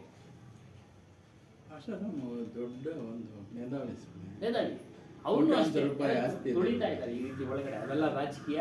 ಹಾಗಾಗಿ ಏನೋ ಇಲ್ಲಿಗೆ ಬಂದ್ಬಿಡೋಣ ನಾವು. ಯೋಗ ಅಂದ್ರೆ ಯಾವ್ದೋ ಯೋಗ ಮಾಡೋದ್ ಬೇಕಾಗಿಲ್ಲ. ನೀವು ಪರಮಾತ್ಮನ ಸೇರ್ಬೇಕಾದ್ರೆ ಸರಳವಾದ ಯೋಗ ಮಾಡುವಂತಾರೆ ಕಬೀರ್ ಸಾಹೇಬ್. ಏನು? ನಿನ್ನ ಜ್ಞಾನೇಂದ್ರಿಯಗಳನ್ನ ಹಿಡಿತದಲ್ಲಿ ಇಟ್ಕೋ, ನಿನ್ನ ಮನಸ್ಸಿನಲ್ಲಿ ಹಿಡಿತದಲ್ಲಿ ಇಟ್ಕೋ, ಆವಾಗ ನಿನಗೆ ಆ ಜ್ಞಾನ ಸಿಗುತ್ತೆ. ಇಷ್ಟೇ. ಬೆಂಕಿ ಸುತ್ತ ಹಾಕೊಂಡು ತಪಸ್ ಮಾಡೋದು, ನೀನ್ ಮಧ್ಯ ಹೋಗಿ ಕುಳಿತುಕೊಂಡು ತಪಸ್ ಮಾಡೋದು, ಅವೆಲ್ಲ ಏನು ಮಾಡಕ್ ಹೋಗ್ಬೇಡ. ಅವರ ಅನುಭವ. ಸಾಮಾನ್ಯ ಧರ್ಮದ ಪಾಲನೆ ಮಾಡು ಅಷ್ಟೇ. ಪಂಚೇಂದ್ರಿಯ ನೀನು ಅದು ಹೇಳ್ತಾರೆ. ಕೈವಾರ ತಾತಯ್ಯನವರು ಎಷ್ಟು ಚೆನ್ನಾಗಿ ಹೇಳಿದ್ದಾರೆ ಅಂದ್ರೆ, ಇವ್ರು ಹೇಳ್ದಂಗೆ ಶ್ವಾಸಮೇ ನಾಮಲೆ ಅಂತ ಹೇಳ್ತಾರಲ್ಲ, ಅವರು ಶ್ವಾಸಕ್ಕೆ ನಾಮ ತಗೋ, ಹೆಸರು ಹೇಳು, ಸ್ಮರಣೆ ಮಾಡು ಅಂತ ಕೈವಾರ ತಾತಯ್ಯನವ್ರು ಹೇಳ್ತಾರೆ. ಯಾವುದೇ ಸ್ಥಿತಿನಲ್ಲಿ ನೀನು ಇರಪ್ಪ, ನೀನು ನೋಡಿ ಅರ್ಥ ಮಾಡ್ಕೊಂಡು, ಯಾವುದೇ ಸ್ಥಿತಿನಲ್ಲಿ ಇರೋ ನೀನು. ಅಡಿಗೆ ಮನೇಲಿ ಇರ್ತೀಯ, ಬೆಡ್ರೂಮ್ ನಲ್ಲಿ ಇರ್ತೀಯ, ಟಾಯ್ಲೆಟ್ ರೂಮ್ ನಲ್ಲಿ ಇರ್ತೀಯ, ಹಾಲ್ ನಲ್ಲಿ ಇರ್ತೀಯ, ಯಾವ ಸ್ಥಿತಿನಲ್ಲಿದ್ರೂ ಕೂಡ ನೀನು ಸ್ಮರಣೆ ಮಾಡುವಂತಾರೆ ತಾತಯ್ಯನವರು. ಅರ್ಥ ಮಾಡ್ಕೊಬೇಕು ನಾವು. ಸೊಮ್ಮೆ ಅದು ಚೆನ್ನಾಗಿ ಕೊಟ್ಟಿದ್ದಾರೆ. ಜಾಸ್ತಿ ಫಾಸ್ಟ್ ಆಗಿ ಕೆಲಸ ಮಾಡ್ತಿದ್ದೆ. ಹೌದು, ಯಾವ ಸ್ಥಿತಿಯೊಳಗೆ ಮಾಡಿದ್ರು ಮಾಡಿ. ಅದಕ್ಕೆ ಹೇಳಿ ಶ್ವಾಸಮೇ ನಾಮಲೆ. ಅದೇ ನಿಜವಾದ ಧ್ಯಾನ. ಧ್ಯಾನ ಅಂದ್ರೆ ಚಿಂತನೆ. ಮೊನ್ನೆ ಆಯ್ತಲ್ಲ ರವಿಶಂಕರ್ ಗುರುಜಿ ಇದೆ, ಚಿಂತನೆಯೇ ಧ್ಯಾನ ಸ್ವಾಮಿ. ಆತ್ಮನನ್ನ ಕುರಿತು ಚಿಂತನೆ ಮಾಡ್ತಾ ಇರೋದೇ ಧ್ಯಾನ. ಬೆಳಿಗ್ಗೆ 3 ಗಂಟೆಗೆ ಎದ್ದು ಮಾಡಬೇಕು, ಅವೆಲ್ಲ ಬೇಡ. ಅವೆಲ್ಲ ಚರ್ಚೆ ಆಗ್ತಾ ಇದೆ. 3 ಗಂಟೆಗೆ ಎದ್ದೊಳ್ಬೇಕಾ? ಆಗೋದಿಲ್ಲ. ಅದೊಂದು ರೂಢಿ, ಮಾಡೋದಾದ್ರೆ ಮಾಡಿ. ಒಳ್ಳೆ ರೂಢಿ. ವಯಸ್ಸಾದವ್ರು, ನಾವೆಲ್ಲ ವಯಸ್ಸಾದವ್ರು 3 ಗಂಟೆಗೆ ಎದ್ದೇಳ ಎಲ್ಲ ಹೇಳಕ್ಕಾಗತ್ತೆ ಅಲ್ವರ? ಡಾಕ್ಟರ್ ಮಂಜುನಾಥ್ ಹೇಳಿದ್ರು, ಆಚೆ ಕಡೆನೇ ಬರಬೇಡಿ 8 ಗಂಟೆವರೆಗೂ ಅಂತ, ಚಳಿಗಾಲದಲ್ಲಿ ಅಲ್ವರ? ನಿಮ್ಮ ಆರೋಗ್ಯನೂ ನೋಡ್ಕೊಳ್ಬೇಕು, ಗುರು ಸ್ಮರಣೆ ಮಾಡಬೇಕು, ಆತ್ಮ ಚಿಂತನೆ ಮಾಡಬೇಕು. ಮತ್ತೆ ಒಂದಷ್ಟು ಜನ ಹೇಳ್ತಾರೆ ಸ್ವಾಮಿ, ಬಚ್ಚಲ್ ಮನೆಗೆ ಬಾತ್ರೂಮ್ನಾಗೆ ಮಾಡಬಾರ್ದು ಅಂತ. ದೇವರುಗಳ ಹೆಸರು ಹೇಳ್ಬೇಡ, ಕೆಟ್ಟದಾಗುತ್ತೆ ಅಂತ ಹೇಳಿ. ಯಾರು ಹೇಳಿ? ಬಹಳಷ್ಟು ಜನಕ್ಕೆ ನಮಗೂ ಗೊತ್ತು, ಸಣ್ಣ ವಯಸ್ಸಿನಲ್ಲಿ ಅದಿಲ್ದಿದ್ದಾಗ ನಮ್ಗೆ ನಿಜ ಇಲ್ಲೇ ನಿಜ ಇಲ್ಲ, ಎಲ್ಲೋ ಹೇಳ್ಬೇಕು ಗೊತ್ತು. ಅಂದ್ರೆ ಅದೇ ದೇವ್ರ ಬೆಸ್ಟ್ ಮನೆ. ಎಕ್ಸಾಂಪಲ್ ಅಂದ್ರೆ ಅದು ಸತ್ಯದ ವಿಚಾರ. ಒಬ್ಬ ಭಕ್ತ ಕಾನ್ಸ್ಟಿಪೇಷನ್, ಮಲಬದ್ಧತೆ, 5-6 ದಿವಸ ಹೋಗೇ ಇಲ್ಲ ಅವನು. 5-6 ದಿವಸ ಕಳೆದ್ಮೇಲೆ ಆಚೆ ಕಡೆಗೆ ಹೋಗಕ್ಕಾಗ್ತಾ ಇಲ್ಲ. ಲೆಟ್ರಿನ್ ಅಲ್ಲಿ ಹೋಗಿ ಕೂತ್ಕೊಂಡು ವಿಸರ್ಜನೆ ಆದ ತಕ್ಷಣ ಅವನಿಗಾದ ಆನಂದ ಅಷ್ಟಿಷ್ಟಲ್ಲಂತೆ. ವಿಸರ್ಜನೆ ಆದ ತಕ್ಷಣ ರಾಮ ರಾಮ ಅನ್ನಂತೆ. ಆಚೆ ಹೋಗಿದ ತಕ್ಷಣ ರಾಮ ರಾಮ ಅನ್ನಂತೆ. ಏನ್ ಲೆಟ್ರಿನ್ ರೂಮ್ನ ಕೂತ್ಕೊಂಡು ನಮ್ಮ ರಾಮನ್ನ ನೀನು ಸ್ಮರಿಸ್ತಾ ಇದೀಯ ಅಂದ್ಬಿಟ್ಟು ಆಂಜನೇಯ ಒಂದೇ ಒಂದು ಮುಷ್ಟಿ ತಗೊಂಡು ತಲೆಗೆ ಒಂದು ಗುದ್ದದಂತೆ ಅವನಿಗೆ. ಆಮೇಲೆ ಬಂದು ನೀನು ಲೆಟ್ರಿನ್ ರೂಮಲ್ಲಿ ಹಿಂಗೆ ಧ್ಯಾನ ಮಾಡ್ತಾ ಇದ್ದ, ಒಂದು ಗುದ್ದುದೇ ಅವನಿಗೆ ಅಂದಂತೆ. ಎಣ್ಣೆ ಹಚ್ಚವಾಗ, ಶ್ರೀರಾಮನ ತಲೆಗೆ ಎಣ್ಣೆ ಹಚ್ಚವಾಗ ಮಸಾಜ್ ಮಾಡಕ್ ಬಂದಾಗ ರಾಮನ ತಲೆ ಒಳಗೆ ಬೊಬ್ಬೆ ಬಂದಿತ್ತಂತೆ. ನನ್ನ ಭಕ್ತನಿಗೆ ಅವನೇನೋ ಕಷ್ಟದಲ್ಲಿದ್ದ ಅವ್ನು ನಿವಾರಣೆ ಆದಾಗ ರಾಮ ರಾಮ ಅಂತಂದ, ಅವ್ನು ಉಳಿದಿದ್ಯಾ ನೋಡಿ, ನನಗೆ ಬೊಬ್ಬೆ ಬಂದೈತೆ. ಅದು ಹೀಗೆ ಎಲ್ಲ ಕಲ್ಪನೆಗಳನ್ನು ಸ್ವಲ್ಪ ಚೆನ್ನಾಗಿರ್ತವೆ. ನಮಗೆ ಟ್ರೈನಿಂಗ್ನಲ್ಲಿ ಇದ್ದಾಗ ಒಂದು ವಿಚಾರನೇ ಹೇಳಿದ್ರು, ಸುಖ ಎಲ್ಲಪ್ಪ ಐತೆ ಅಂತ ಎಲ್ರೂ ಕೇಳಿದ್ರು. ನಾವೆಲ್ಲ ಅವಾಗ ತಾನೇ ಇನ್ನ ಹುಡುಗರು ಎಲ್ಲಿ ಏನೇನೋ ಒಂದು ಹೇಳ್ತಾ ಇದ್ವಿ. ಇವ್ರು ಹೇಳಿದ್ದೆ ಏನೋ ಇವ್ರು ಹೇಳಿದ್ದೆ, ತುಂಬಾ ಅರ್ಜೆಂಟ್ ಆಗ್ಬಿಡುತ್ತೆ ನಿಮ್ಗೆ ಟಾಯ್ಲೆಟ್ ಹೋಗೋದಿಕ್ಕೆ, ಸ್ಥಳನೇ ಇಲ್ಲ, ಸ್ಥಳ ಸಿಕ್ಕಿದ್ರೆ ಸಾಕು ನೋಡಪ್ಪ, ಅವಾಗ ನಿನಗೆ ಅದು ಸುಖ ಅನ್ಸುತ್ತೆ. ಅದು ಸುಖ ಅನ್ಸುತ್ತೆ ಅಲ್ಲ, ಪ್ರಾಯೋಗಿಕವಾಗಿ ನಿಜ. ಆವಾಗ ಹೇಳಿದ್ರು ಒಬ್ರು ಪ್ರೊಫೆಸರ್ ಟೀಚ್ ಮಾಡಕ್ ಬಂದಿದ್ರು ನೋಡಿ, ಅದು ಇನ್ನೂ ಚೆನ್ನಾಗಿ ಜ್ಞಾಪಕ ಆಯ್ತು. 40 ವರ್ಷ ಆಯ್ತು ಮಾತು ಕೇಳಿ, ಆ ಮಾತು ಕೇಳಿ. ಯಾಕಂದ್ರೆ ಡೈಲಿ ಅನುಭವ ಆಗ್ತಾ ಇರ್ತಲ್ಲ ಅಲ್ಲೇನಮ್ಮ, ಡೈಲಿ ಅನುಭವ ಆಗ್ತಾ ಇರ್ತದೆ. ನಮಗೂ ನಮ್ ಕ್ಲಾಸ್ ಅಲ್ಲಿ ಅದೇ ಅಣ್ಣ, ಎಲ್ಲೆಲ್ಲೂ ದೇವ್ರು ಇದ್ದಾನೆ ಅನ್ನೋದಕ್ಕೆ ಅದು ಸಾಕ್ಷಿ. ನೀನ್ ಅಲ್ಲೂ ಕುತ್ಕೊಂಡ್ ಮಾಡಿದ್ರು ದೇವ್ರು ಇರ್ತಾನೆ. ನಮ್ ತಂದೆಯವರು ಹೇಳಿದ್ರು, ಅವ್ನು ಯಾರೋ ಮಾಡ್ತಾ ಇದ್ದ, ದಾರಿನಲ್ಲಿ ಹೋಗ್ತಾ ಇದ್ವಿ, ಅವಾಗೆಲ್ಲ ರಸ್ತೆ ಪಕ್ಕದಲ್ಲಿ ಹುಡುಗರೆಲ್ಲ ಹೋಗ್ತಾ ಇದ್ರು ಮಲ ವಿಸರ್ಜನೆಗೆ. ಅವಾಗೆಲ್ಲ ಹಿಂದಿನ ಕಾಲ. ಅವ್ನು ಯಾರೋ ಓಂ ನಮ ಶಿವಾಯ ಓಂ ನಮ ಶಿವಾಯ ಅಂತ ಆಯ್ತಾ ನೋಡು, ಅವ್ನು ಕುತ್ಕೊಂಡು ಅಲ್ಲಿ ಹೇಳ್ತಾವನೆ, ಹಂಗೆ ಹೇಳ್ಬಾರ್ದು ಅಂತ. ನನಗೆ ಇದು ಹೇಳಿದ್ಮೇಲೆ ಗೊತ್ತಾಯ್ತು, ಎಲ್ಲಿ ಬೇಕಾದ್ರೂ ಮಾಡ್ಬೋದು.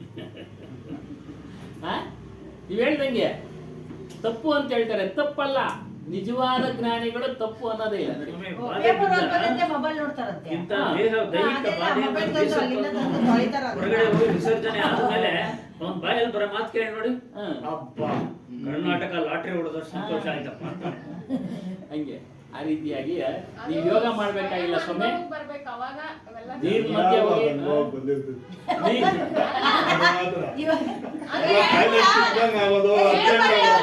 ಜಾಸ್ತಿ ಮಾಡ್ತೀನಿ ಅಂತಂದ್ಬಿಟ್ಟು ಕುಂಡಿಸ್ಕೊಂಡ್ರೆ ಇರ್ತಾರ ಟೇಬಲ್ ಮೇಲೆ ಇರೋರು, ಚೇರ್ ಮೇಲೆ ಇರೋರು. ಹಂಗೆ ಕುಳಿತ್ಕೊಂಡು ತಪಸ್ ಮಾಡ್ಬೇಕು ಅನ್ನೋದೇನಿಲ್ಲ, ಬೆಂಕಿ ಸುತ್ತ ಬೆಂಕಿ ಮಧ್ಯೆ ತಪಸ್ ಮಾಡ್ಬೇಕು ಅನ್ನೋದಿಲ್ಲ. ಸರಳವಾದಂತ ಯೋಗ ಕಲಿಸ್ಕೊಟ್ರು ನಮ್ಗೆ. ನಿನ್ನ ಮನಸ್ಸನ್ನ, ಇಂದ್ರಿಯಗಳನ್ನ ನಿಗ್ರಹ ಮಾಡಿ ನಿನ್ನ ಮನಸ್ಸನ್ನ ತೆಗೆದುಕೊಂಡು ಹೋಗಿ ನಿನ್ನ ಸ್ವರೂಪದಲ್ಲಿ ಧ್ಯಾನ ಮಾಡೋ, ನಿಲ್ಲಿಸು, ಇಷ್ಟೇ ಹೋಗಿಸು. ಅದೇ ಹರಿ ಅಂತ ತಿಳ್ಕೊ, ಅದೇ ಪರಮಾತ್ಮ ಅಂತ ತಿಳ್ಕೊ. ಚೆನ್ನಾಗಿ ಹೇಳಿದ್ದಾರೆ ಕೈವಾರ್ತಾತೇನು, ಆತ್ಮವೇ ಪರಮಾತ್ಮವಪ್ಪ. ಅದಕ್ಕೆಲ್ಲ ಬಿಡಿಸಿದ್ರು. ಒಂದು ಬುಕ್ ತರಿಸ್ಬಿಟ್ಟೆ, ಅದನ್ನ ಮೊದಲು ಪೇಪರ್ನಲ್ಲಿ ನೋಡ್ತಾ ಇದ್ದೆ, ಬೋಧಿ ವೃಕ್ಷ ಪೇಪರ್ನಲ್ಲಿ ಬುಕ್ಕೇ ತರಿಸ್ಬಿಟ್ಟೆ. ಇನ್ನು 3 ಭಾಗ, ಇನ್ನೂ 2 ಭಾಗ ಇದೆ ಇಲ್ಲಿ. ಅದರಲ್ಲಿ ಹೇಳಿದ್ರು, ಅಲ್ಲೇ ಇರಲಿ ನೀನು, ಹೇಗೆ ಇರೋ ನೀನು ಸ್ಮರಣೆ ಮಾಡ್ತಾ ಇರೋದು, ಸ್ಮರಣೆ ಮಾಡ್ತಾ ಇರೋದು. ಬ್ರಹ್ಮೇಂದ್ರ ಸ್ವಾಮಿಗಳು ಇದನ್ನೇ ಹೇಳ್ತಾರೆ. ಅದರಿಂದ ಯೋಗ ಅಂದ್ರೆ ಇದನ್ನ ಮಾಡಪ್ಪ ಸಾಕು, ಇದು ಅವಶ್ಯಕ. ಆಧ್ಯಾತ್ಮಕ್ಕೆ ಇದು ತುಂಬಾ ಅವಶ್ಯಕ. ಅದೇ ರೀತಿಯಾಗಿ ಆ ಏಕಾಗ್ರತೆ, ಮನಸ್ಸಿನ ಏಕಾಗ್ರತೆ ಇದೆಯಲ್ಲ, ವ್ಯವಹಾರದಲ್ಲೂ ಅವಶ್ಯಕವಾಗಿದೆ. ಮನಸ್ಸನ್ನು ಎಲ್ಲೋ ಇಟ್ಕೊಂಡು ನಾವು ಕೆಲಸ ಮಾಡಿದ್ರೆ ಕೆಲಸ ಸಕ್ಸಸ್ ಆಗೋದಿಲ್ಲ, ನಾಣ್ಯ ಇರೋದಿಲ್ಲ ಕೆಲಸದಲ್ಲಿ. ಏನ್ ಸ್ವಾಮಿ? ಆದ್ರೆ ಅದ್ರಲ್ಲಿ ಚೆನ್ನಾಗಿ ಪಳಗ್ದಾಗ ನಿನ್ ಮನಸ್ಸು ಎಲ್ಲೋ ಹೋಗಿರ್ಲಿ, ಕೆಲಸ ನಡೀತಾ ಇರ್ತೀವಿ. ಪಳಗಿಸ್ಬೇಕು ಅದನ್ನ. ಏನಾದ್ರೂ ಅರ್ಥ ಅಂದ್ರೆ, ನೀವು ಅದನ್ನ ಅಭ್ಯಾಸ ಮಾಡಿದ ಮೇಲೆ ನಿಮ್ ದೇಹ ಎಲ್ಲನ ಹೋಗ್ತಾ ಇರ್ಲಿ, ಬರ್ತಾ ಇರ್ಲಿ, ಓಡಾಡ್ತಾ ಇರ್ಲಿ, ವ್ಯವಹಾರ ಮಾಡ್ತಾ ಇರ್ಲಿ, ನಿಮ್ ಮನಸ್ಸೆಲ್ಲ ಸ್ವರೂಪದ ಕಡೆ ಚಿಂತನೆ ಮಾಡ್ತಾ ಇರುತ್ತೆ. ತಕ್ಷಣ ಓದಿದೆ ಯಾವಾಗ ಮನಸ್ಸಿಗೆ ಕೆಲಸ ಇಲ್ಲ ಅನ್ಸುತ್ತೋ ತಕ್ಷಣ ಅಲ್ಲಿಗೆ ಹೋಗ್ಬಿಡುತ್ತೆ ನಿಮ್ಮ ಮನಸ್ಸು, ಅಭ್ಯಾಸ ಮಾಡಿ. ಅದಕ್ಕೆ ಅರ್ಜುನ ಹೇಳ್ತಾನೆ, ಕೃಷ್ಣ ಮನಸ್ಸನ್ನ ನಿಲ್ಲಿಸು ಅಂತ ಹೇಳ್ತೀಯಾ, ಹೆಂಗ್ ಸಾಧ್ಯನೇ ಇಲ್ಲ, ನನಗೆ ಕೈನಲ್ಲಿ ಆಗ್ತಾ ಇಲ್ಲ. ಅದಕ್ಕೆ ಹೇಳ್ತೇನೆ, ಅಭ್ಯಾಸ ಮಾಡಯ್ಯ, ವೈರಾಗ್ಯವನ್ನ ಧಾರಣೆ ಮಾಡ್ಕೋ. ವೈರಾಗ್ಯ ಅಂದ್ರೆ ಏನು? ಅನಾಸಕ್ತಿಯಿಂದ ಇರೋದು, ಏನಿಲ್ಲ. ನಮಗೆ ನಮ್ಮ ಸ್ವರೂಪದ ಅನುಭವ ಆಗ್ಬೇಕಾದ್ರೆ 7 ಭೂಮಿಕೆಗಳು, ಮೆಟ್ಟಿಲುಗಳು, 7 ಸಂಗತಿಗಳನ್ನ ಹೇಳ್ತಾರೆ. ಏನು? ಶುಭ ಇಚ್ಛೆ, ಶುಭೇಚ್ಛೆ ಅಂತ. ಮೂಢನಾಗಿದ್ದೀನಿ ಇಲ್ಲಿವರೆಗೂ. ಸಜ್ಜನರ ಸವಾಸದಿಂದ, ಧರ್ಮಶಾಸ್ತ್ರಗಳಿಂದ ಆತ್ಮಜ್ಞಾನ ಪಡೆಯಬೇಕು ಎಂಬ ಆಸಕ್ತಿ ಬರುವುದೇ ಶುಭೇಚ್ಛೆ. ನೋಡಿ, 1ನೇ ಮೆಟ್ಲು. ನಾನು ಮೂಢನಪ್ಪ, ನನಗೇನು ಗೊತ್ತಿಲ್ಲ, ಪರಮಾತ್ಮನ ವಿಚಾರ ತಿಳಿಬೇಕು, ಸತ್ಸಂಗ ಮಾಡಬೇಕು, ಸಜ್ಜನರ ಸವಾಸ ಮಾಡಬೇಕು, ಅದೇ ಶುಭ ಇಚ್ಛೆ. 1ನೇ ಮೆಟ್ಲು. ವಿಚಾರಣ, ಶಾಸ್ತ್ರಗಳನ್ನ ತಿಳ್ಕೊಳ್ಬೇಕು. ಓದಕ್ ಬರೋದಿಲ್ಲ, ಸತ್ಸಂಗ, ಜ್ಞಾನಿಗಳ ಸಹವಾಸವನ್ನ ಮಾಡಿ ಮಾರ್ಗದಲ್ಲಿ ಸದಾಚಾರದಲ್ಲಿ ನಡೆಯುವುದೇ ವಿಚಾರಣ. 2ನೇ ಮೆಟ್ಲು. ಈ ಸದಾಚಾರದಲ್ಲಿ ನಡೆಯೋದೈತಲ್ಲ, ವ್ಯವಹಾರಿಕದಲ್ಲೂ ನಮಗೆ ಒಳ್ಳೆ ಯಶಸ್ಸು ತಂದುಕೊಡುತ್ತೆ. ವ್ಯವಹಾರದಲ್ಲಿ, ಪ್ರಾಪಂಚದಲ್ಲಿ ಒಳ್ಳೆ ಯಶಸ್ಸು ಕೊಡುತ್ತೆ, ಸುಖನೂ ತಂದುಕೊಡುತ್ತೆ. ಸಮಯ ಮಾರ್ಗಕ್ಕೆ ಹೋಗೋದಿಲ್ಲ, ಯಾವಾಗ ಹೋಗೋದಿಲ್ಲ ನಮಗೆ ಸುಖ. ತನು ಮಾನಸಿ, ಈ ಮೇಲೆ ಹೇಳಿದ್ವಲ್ಲ, 2 ಭೂಮಿಗಳ ಅಭ್ಯಾಸದಿಂದ ಇಂದ್ರಿಯಗಳ ವಿಷಯಗಳಲ್ಲಿ ಉಂಟಾಗುವ ಅತಿಯಾದ ದೌರ್ಬಲ್ಯ, ಅತಿಯಾಗಿ ಇಚ್ಛೆ ಪಡೋದನ್ನ ಕಳೆದುಕೊಳ್ಳುವುದೇ ತನು ಮಾನಸಿ. ಕಳೆದೋಗುತ್ತೆ ಅದು. ಯಾವಾಗ ಅದನ್ನು ನಾವು ಹೆಚ್ಚು ಒಲವು ಕೊಡ್ತೀವೋ ಅದರ ಕಡೆ ಹೋಗುತ್ತೆ. ಆ ಒಲವನ್ನ ನಮ್ಮ ಸದಾಚಾರದ ಕಡೆ ಕೊಟ್ಟು, ಹೇಳಿದ್ವಲ್ಲ, ಮನಸ್ಸನ್ನು ನಿಗ್ರಹ ಮಾಡೋದಕ್ಕೆ ನೈತಿಕತೆಗೆ ಯಾವಾಗ ಕೊಡ್ತೀವೋ, ಆತ್ಮಜ್ಞಾನದ ಕಡೆಗೆ ಯಾವಾಗ ಕೊಡ್ತೀವೋ ಅದು ಕಡಿಮೆ ಆಗುತ್ತೆ. ಅದಕ್ಕೆ ಅಭ್ಯಾಸ ಮಾಡಬೇಕು. ಸತ್ವ, ಭಕ್ತಿ, ಈ 3ಗಳು ಹೇಳಿದ್ವಲ್ಲ, ಇವುಗಳ ಅನುಸರಣೆಯಿಂದ ನಮಗೆ ಸತ್ವಗುಣ ಉಂಟಾಗುತ್ತೆ. ಸತ್ವಗುಣ ಉಂಟಾದಾಗ ನಾವು ಯಾರಿಗೂ ಕೆಡುಕು ಮಾಡಕ್ ಹೋಗೋದಿಲ್ಲ, ಹಿಂಸೆ ಮಾಡಕ್ ಹೋಗೋದಿಲ್ಲ, ಕದಿಯಕ್ಕೆ ಹೋಗೋದಿಲ್ಲ, ನಿಂದೆ ಮಾಡಕ್ ಹೋಗೋದಿಲ್ಲ,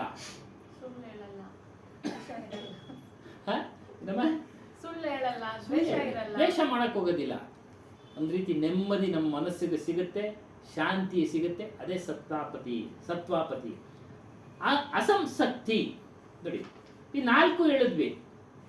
ಹೊರಗಿನ ವಿಷಯಗಳಲ್ಲಿ ಪ್ರಾಪಂಚಿಕ ಸುಖಗಳು, ಇವುಗಳ ಮೇಲೆ ಅತಿಯಾದ ಆಸಕ್ತಿ ನಿವಾರಣೆ ಆಗ್ಬಿಡುತ್ತೆ. ಅನಾಸಕ್ತಿಯಿಂದ ಇರಿ ಅಂತ ಹೇಳ್ತೀವಲ್ಲ, ಆಸಕ್ತಿನೇ ಕಡಿಮೆ ಆಗ್ಬಿಡುತ್ತೆ, ನಿವಾರಣೆ ಆಗ್ಬಿಡುತ್ತೆ, ಕೊನೆಗೆ ಝೀರೋಗೆ ಬಂದ್ಬಿಡುತ್ತೆ. ಆ ಅವಸ್ಥೆ ಅಸಂಸಕ್ತಿ. ಅನಾಸಕ್ತಿಯಿಂದ ಇದ್ದಾಗ ಝೀರೋಗೆ ಬಂದ್ಬಿಡುತ್ತು. ನಮಗೆ ನಮ್ಮ ಮನಸ್ಸಿನ ಭಾವನೆಗಳೆಲ್ಲ ಅಹಿಂಸೆಯಿಂದ ಇರೋದಕ್ಕೆ, ಕ್ಷಮೆಯಿಂದ ಇರೋದಕ್ಕೆ, ತಾಳ್ಮೆಯಿಂದ ಇರೋದಕ್ಕೆ, ಜ್ಞಾನದ ಮಾರ್ಗದಲ್ಲಿ ನಡೆಯೋದಕ್ಕೆ ಹೋಗ್ತಾ ಇರುತ್ತೆ ನಮ್ಮ ಮನಸ್ಸು. ಪಂಚಜ್ಞಾನೇಂದ್ರಿಯಗಳು ಸಮೀಕ ಬೇಕು. ಊಟ ಅವಶ್ಯಕತೆ ಇಲ್ಲ. ಅವಶ್ಯಕತೆ ತಕ್ಕ ಎಷ್ಟು ಬೇಕೋ ಅಷ್ಟು ತಗೊಳ್ಳಿ. ನಿಮ್ಮ ದೇಹಕ್ಕೆ ಪೂರಕವಾಗಿ ಆರೋಗ್ಯ ಕೊಡತಕ್ಕ ಸಸ್ಯಾಹಾರವನ್ನ ತೆಗೆದುಕೊಳ್ಳಿ. ಪದಾರ್ಥ ಭಾವನೆ, ಈ 5 ಹೇಳಿದ್ವಿ ಇಲ್ಲಿವರೆಗೂ. 6ನೇದು ಇದು ನಿರ್ಲಿಪ್ತತೆ ಬರಬೇಕು. ಹೊರಗಡೆ ಮತ್ತು ಹೊರಗಡೆ ಅವೆಲ್ಲ ನಿಮಗೆ ನಿರ್ಲಿಪ್ತತೆ ಅಂದ್ರೆ ಶಾಂತಿ ಸ್ಥಿತಿ. ಜ್ಞಾನದಿಂದಲೇ ತಿಳಿಯೋದು, ಜ್ಞಾನದಿಂದಲೇ ಅವೆಲ್ಲ ಅನುಭವಕ್ಕೆ ಬರೋದು. ಸ್ಟೆಬಿಲಿಟಿ. ತುರಿಯಾಗ ಮೇಲಿನ 6 ಭೂಮಿಗಳ ಸತತ ಅಭ್ಯಾಸ ಅನುಸರಣೆಯಿಂದ ಮನಸ್ಸು ಬುದ್ಧಿ ಚಂಚಲಗೊಳ್ಳದೆ ನಿಮ್ಮ ಒಂದು ಸ್ವರೂಪದಲ್ಲಿ ನಿಲ್ಲುತ್ತೆ. ತುರಿಯಾಗ ನೋಡಿ 7 ಭೂಮಿಕೆಗಳು. ಅದು ಮೊದಲನೇದು ನಾವೇನ್ ಮಾಡಬೇಕು? ಶುಭ ಇಚ್ಛೆ. ನಾವೆಲ್ಲ ಶುಭ ಇಚ್ಛೆ ಬಂದು ಸತ್ಸಂಗ ಕೇಳ್ತಾ ಇದ್ದೀವಿ. ಮೂಢರಾಗಿದ್ವಿ ಮೊದಲು. ಮೂಢರಾಗಿದ್ದರೆ ಜ್ಞಾನನೇ ಇರಲಿ ಅಂತ ಹೇಳ.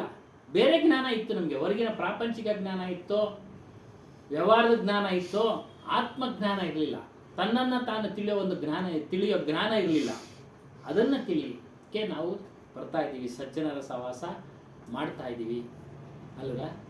ಅದನ್ನು ನೀವು ಮಾಡಿ. 12ನೇದು ಶಾಸ್ತ್ರ ತಿಳಿದು ಜ್ಞಾನಿಗಳ ಸಹವಾಸ. ಇವೆಲ್ಲ ಶಾಸ್ತ್ರಗಳೇ ಅಂತಲೇ ಹೇಳೋದು. ಶಾಸ್ತ್ರ ಅಂದರೆ ಜ್ಯೋತಿಷ್ ಶಾಸ್ತ್ರ ಅಲ್ಲ. ಶಾಸ್ತ್ರಗಳಂದ್ರೆ ಇವಕ್ಕೆಲ್ಲ ಶಾಸ್ತ್ರಗಳು ಸಂಸ್ಕೃತದಲ್ಲಿ ಹೇಳೋದು. ಗ್ರಂಥಗಳಿಗೆ, ಧರ್ಮ ಗ್ರಂಥಗಳಿಗೆ, ಒಳ್ಳೆ ವಿಚಾರಗಳನ್ನು ತಿಳಿಸ್ಕೊಡ್ತಕ್ಕಂಥ ಗ್ರಂಥಗಳಿಗೆ ಶಾಸ್ತ್ರಗಳು ಅಂತ ಹೇಳೋದು. ಈ 7 ಭೂಮಿಕೆಗಳು ಬೇಕು, 7 ಭೂಮಿಕೆಗಳು ಬೇಕು. ಇದು ಇನ್ನೊಂದು ವಿಚಾರ ಹೇಳಿದೆ, ಏನು ಅಂತಂದ್ರೆ ನಾವು ಮಾಡತಕ್ಕಂಥ ಕೆಲಸ ಕಾರ್ಯಗಳು ಹೇಳಿದ್ರು. ಇವಾಗ ಇಷ್ಟೊತ್ತು ಹೇಳಿದ್ರಲ್ಲ, ದುಷ್ಕರ್ಮ ಮಾಡಿದ್ರೆ ಶಿಕ್ಷೆ ಆಗುತ್ತೆ, ಜನ್ಮ ಬರುತ್ತೆ. ದುಷ್ಕರ್ಮ ಮಾಡಿದ್ರೆ ಶಿಕ್ಷೆ ಖಂಡಿತ ನಿಜ. ಅದಷ್ಟೇ ಅಲ್ಲ, ಒಳ್ಳೆ ಕರ್ಮಗಳನ್ನು ಅಳತೆ ಮೀರಿ ಮಾಡಿದ್ರೆ ಶಿಕ್ಷೆ.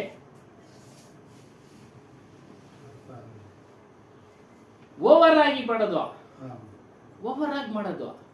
ಸರಳವಾಗಿ ಹೇಳ್ಬೇಕು ಅಂತಂದ್ರೆ, ಈ ಪೂಜೆ ಪುನಸ್ಕಾರಗಳನ್ನು ಅತಿಯಾಗಿ ಮಾಡೋದ್ರಿಂದ ಏನಾಗುತ್ತೆ ಅಂದ್ರೆ ನಮಗೆ ಜನ್ಮ ಬರುತ್ತೆ, ಕಾಯಿಲೆ ಕಸಾಲೆಗಳು ಉಂಟಾಗೋ ದೇಹ ಏನೇ ಬರಲಿ, ಎಷ್ಟೇ ಇರಲಿ, ಇದನ್ನು ಖರ್ಚಾಗುತ್ತೆ.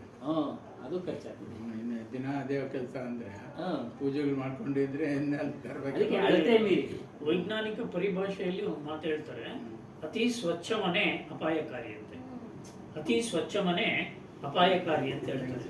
ಆಮೇಲೆ 100% ವಾಸ್ತು ಒಳ್ಳೇದಲ್ಲಂತೆ, ಸ್ವಲ್ಪ ದೋಷ ಇರ್ಬೇಕಂತೆ. ಮನೆ ಸಂಪೂರ್ಣ ಕ್ಲೀನ್ ಆಗಿದ್ರೆ ಆ ಹಾಲಿಗೆ ನಾವು ಏನು ಎಪ್ಪಾಕಿರ್ತೀವೋ ಅದು ಎಪ್ಪಾಗಲ್ಲ, ಮೊಸರಾಗಲ್ಲ. ಅದಕ್ಕೆ ಸಂಬಂಧಪಟ್ಟ ಬ್ಯಾಕ್ಟೀರಿಯಾಗಳು ಕೆಲಸ ಮಾಡಿದ್ರೆ ಮಾತ್ರನೇ ಮೊಸರಾಗೋದು. ಅದಕ್ಕೆ ಅತಿ ಸ್ವಚ್ಛ ಮನೆ ಅಪಾಯಕಾರಿ ಅಂತಾನೆ ಹೇಳ್ತಾರೆ.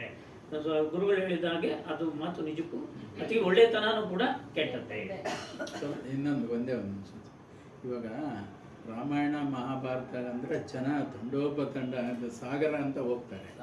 ಕೊನೆಗೆ ಅಲ್ಲಿ ಏನು ಅವ್ರಿಗೆ ಸಿಗುತ್ತೆ ಸುಮ್ಮನೆ ಅದರಲ್ಲಿ ಜನ್ಮ ಸಿಗುತ್ತೆ, ಇನ್ನೇನು ಸಿಗಲ್ಲ ಅವ್ರಿಗೆ.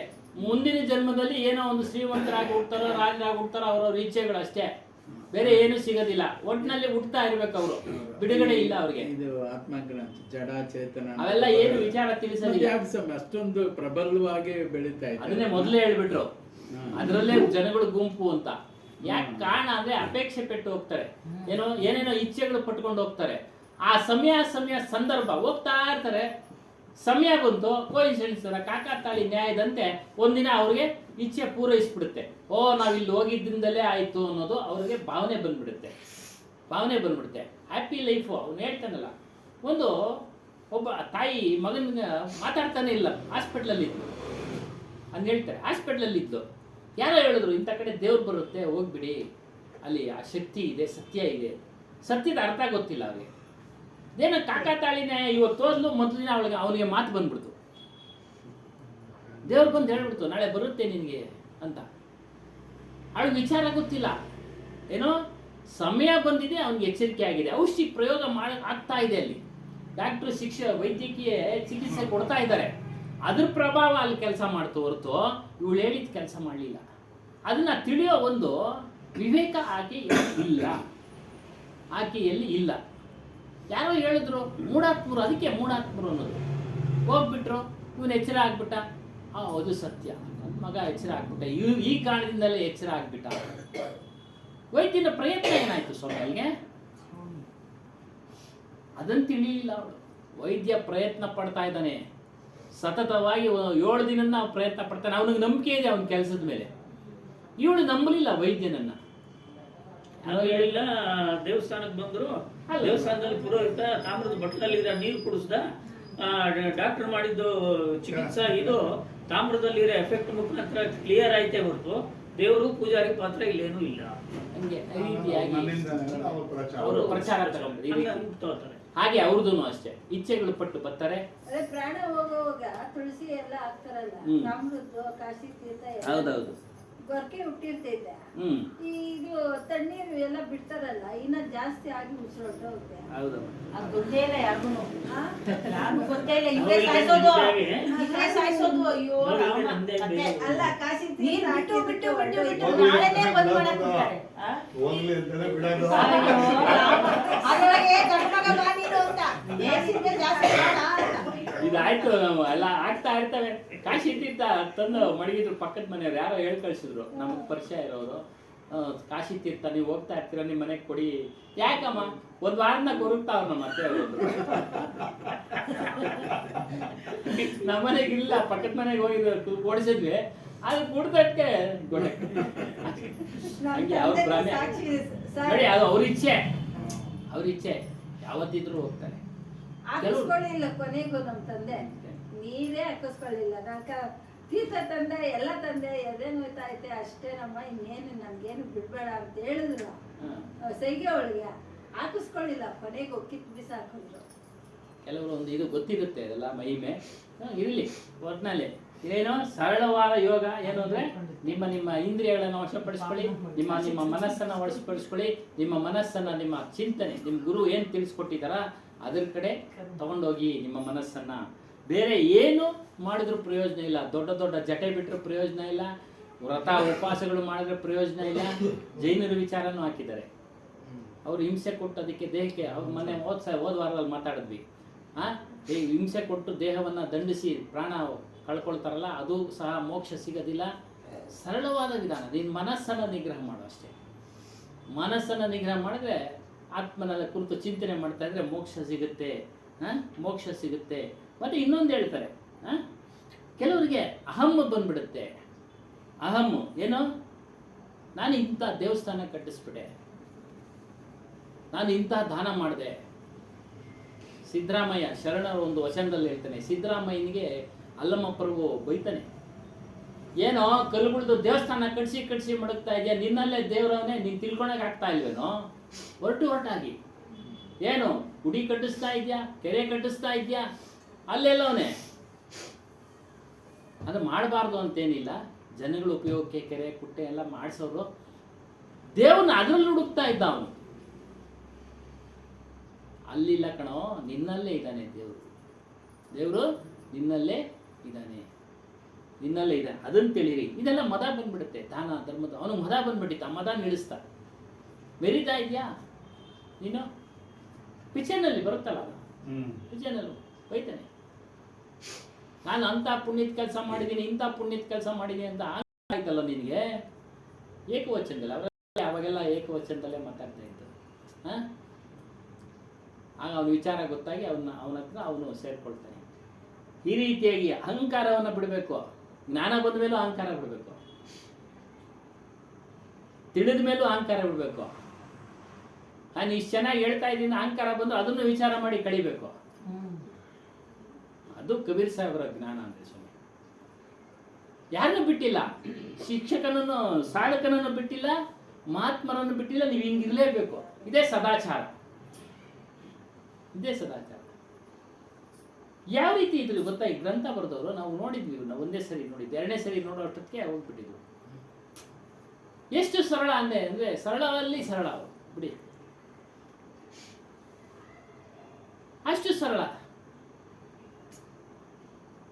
ನಮಸ್ಕಾರ ಹಾಕೊಳ್ಳೋಕೆ ದೂರ ನಿಂತು ಕೂತ್ಕೊಂಡಿದ್ರು. ಒಬ್ಬ ಹೆಂಗಸರು ನಮಸ್ಕಾರ ಹಾಕೊಳ್ಳೋಕೆ ಹಿಂದಕ್ಕೆ ಹೋಗ್ಬಿಟ್ರು. ಹಂಗೆ ಒಳ್ಳೆ ಮಾತು ಹೇಳಿದ್ರು, ಏನು ಯಾರ್ಯಾರಿಗೋ ನಮಸ್ಕಾರ ಹಾಕ್ಬೇಡಿ. ನೋಡಿ, ಅವ್ರು ಮಹಾತ್ಮರು, ಸಿಗ್ದವ್ರಿಗೆಲ್ಲ ನಮಸ್ಕಾರ ಹಾಕ್ಬೇಡಿ. ನಾವು ಅದೇ ಹೇಳೋದು, ಹಾಕ್ಬೇಡಿ ಅಂತ. ಅದಕ್ಕೆ ಸಹಾಯ ಬಂದಿಗೆ ಅಂತೇಳಿ ಮಾಡೋದು.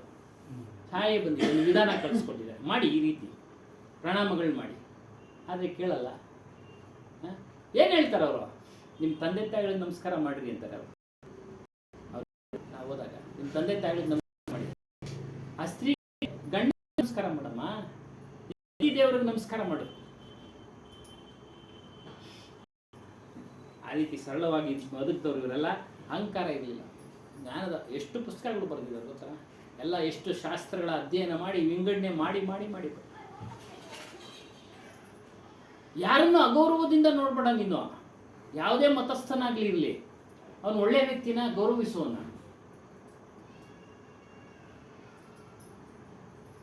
ಅವನನ್ನು ಗೌರವಿಸು. ಯಾವುದೇ ಮತನಾಗಲಿ, ಯಾವುದೇ ಧರ್ಮದವನಾಗಿರಲಿ, ವೈರಾಗ್ಯದಿಂದ ಇದಾನ, ಒಳ್ಳೆ ನೀತಿಯಿಂದ ಇದಾನ, ಸದಾಚಾರದಿಂದ ಇದಾನ, ಗೌರವಿಸುವನ್ನ. ಅವನ ಮತ ಯಾವುದೋ ಇರ್ಬೋದು, ಧರ್ಮ ಯಾವುದೋ ಇರ್ಬೋದು. ಈ ರೀತಿ ಹೇಳ್ತಾರೆ, ಸದ್ಯ ಹೇಳ್ತಾರೆ, ಮನುಷ್ಯನಲ್ಲಿ ಸಾಕಷ್ಟು ಒಳ್ಳೆ ಗುಣಗಳು ಇರ್ತವೆ. ಅವು ಸಹ ಆತ್ಮನನ್ನು ತಿಳಿಯಕ್ಕೆ ಅವಕಾಶ ಇಲ್ಲ. ಕೇವಲ ಒಳ್ಳೆ ಗುಣಗಳು ಒಂದು ನೈತಿಕತೆಯ ಜೀವನ ಪ್ರಪಂಚದಲ್ಲಿ ಒಂದು ಯಶಸ್ಸು ತಂದು ಕೊಡುತ್ತವೆ. ಆದರೆ ಆತ್ಮನನ್ನು ತಿಳಿಯಕ್ಕೆ ಬೇಕು ಅವು ಒಂದು ಮೆಟ್ಟಿಲುಗಳು. ಆತನೂ ಸಹ ತನ್ನ ಸ್ವರೂಪವನ್ನು ತಿಳಿಬೇಕು, ಹರಿ ಯಾರು ಅಂದರೆ ತಿಳಿಬೇಕು, ಈಶ್ವರ ಯಾರು ಅಂದರೆ ತಿಳಿಬೇಕು, ಬ್ರಹ್ಮ ಯಾರು ಅಂದರೆ ತಿಳಿಬೇಕು, ಕೈಲಾಸ ಎಲ್ಲಿದೆ, ವೈಕುಂಠ ಎಲ್ಲಿದೆ, ಇವೆಲ್ಲ ತಿಳಿಬೇಕು ಅನ್ನೋ ಒಂದು ವಿಚಾರವೇ ಆತ್ಮಜ್ಞಾನ. ಯಾರೇ ಆಗಿರಲಿ, ದುರ್ಗುಣದ ವ್ಯಕ್ತಿನ ಅವನು ತಿಳಿಬೋದು, ಬಂದು ಇನ್ನೊಂದು ದೂರ ಮಾಡಬೇಡ. ಇಷ್ಟಪಟ್ಟು ಬರ್ತಾನ, ಆಗ್ಲೇ ಹೇಳಿದಲ್ಲ ಶುಭೇಚ್ಛೆ, ಬರ್ತಾನ ತಿಳಿಸು ಜ್ಞಾನನ. ಆದರೆ ಇಷ್ಟಪಡದೆ ಇರ್ತಕ್ಕಂಥವ್ರಿಗೆ ತಿಳ್ಸಕ್ಕೆ ಹೋಗ್ಬೇಡ. ಕಳೆದ ವಾರ ಹೇಳಿದ್ವಲ್ಲ, ಇಷ್ಟಪಡದೆ ಇರೋರಿಗೆ ಬಲವಂತವಾಗಿ ಹೇರಕ್ಕೆ ಹೋಗ್ಬೇಡ ಜ್ಞಾನವನ್ನ. ತಗೋ ನೀನು ತಿಳಿ ತಿಳಿ ತಿಳಿ. ಯಾರು ಇಷ್ಟ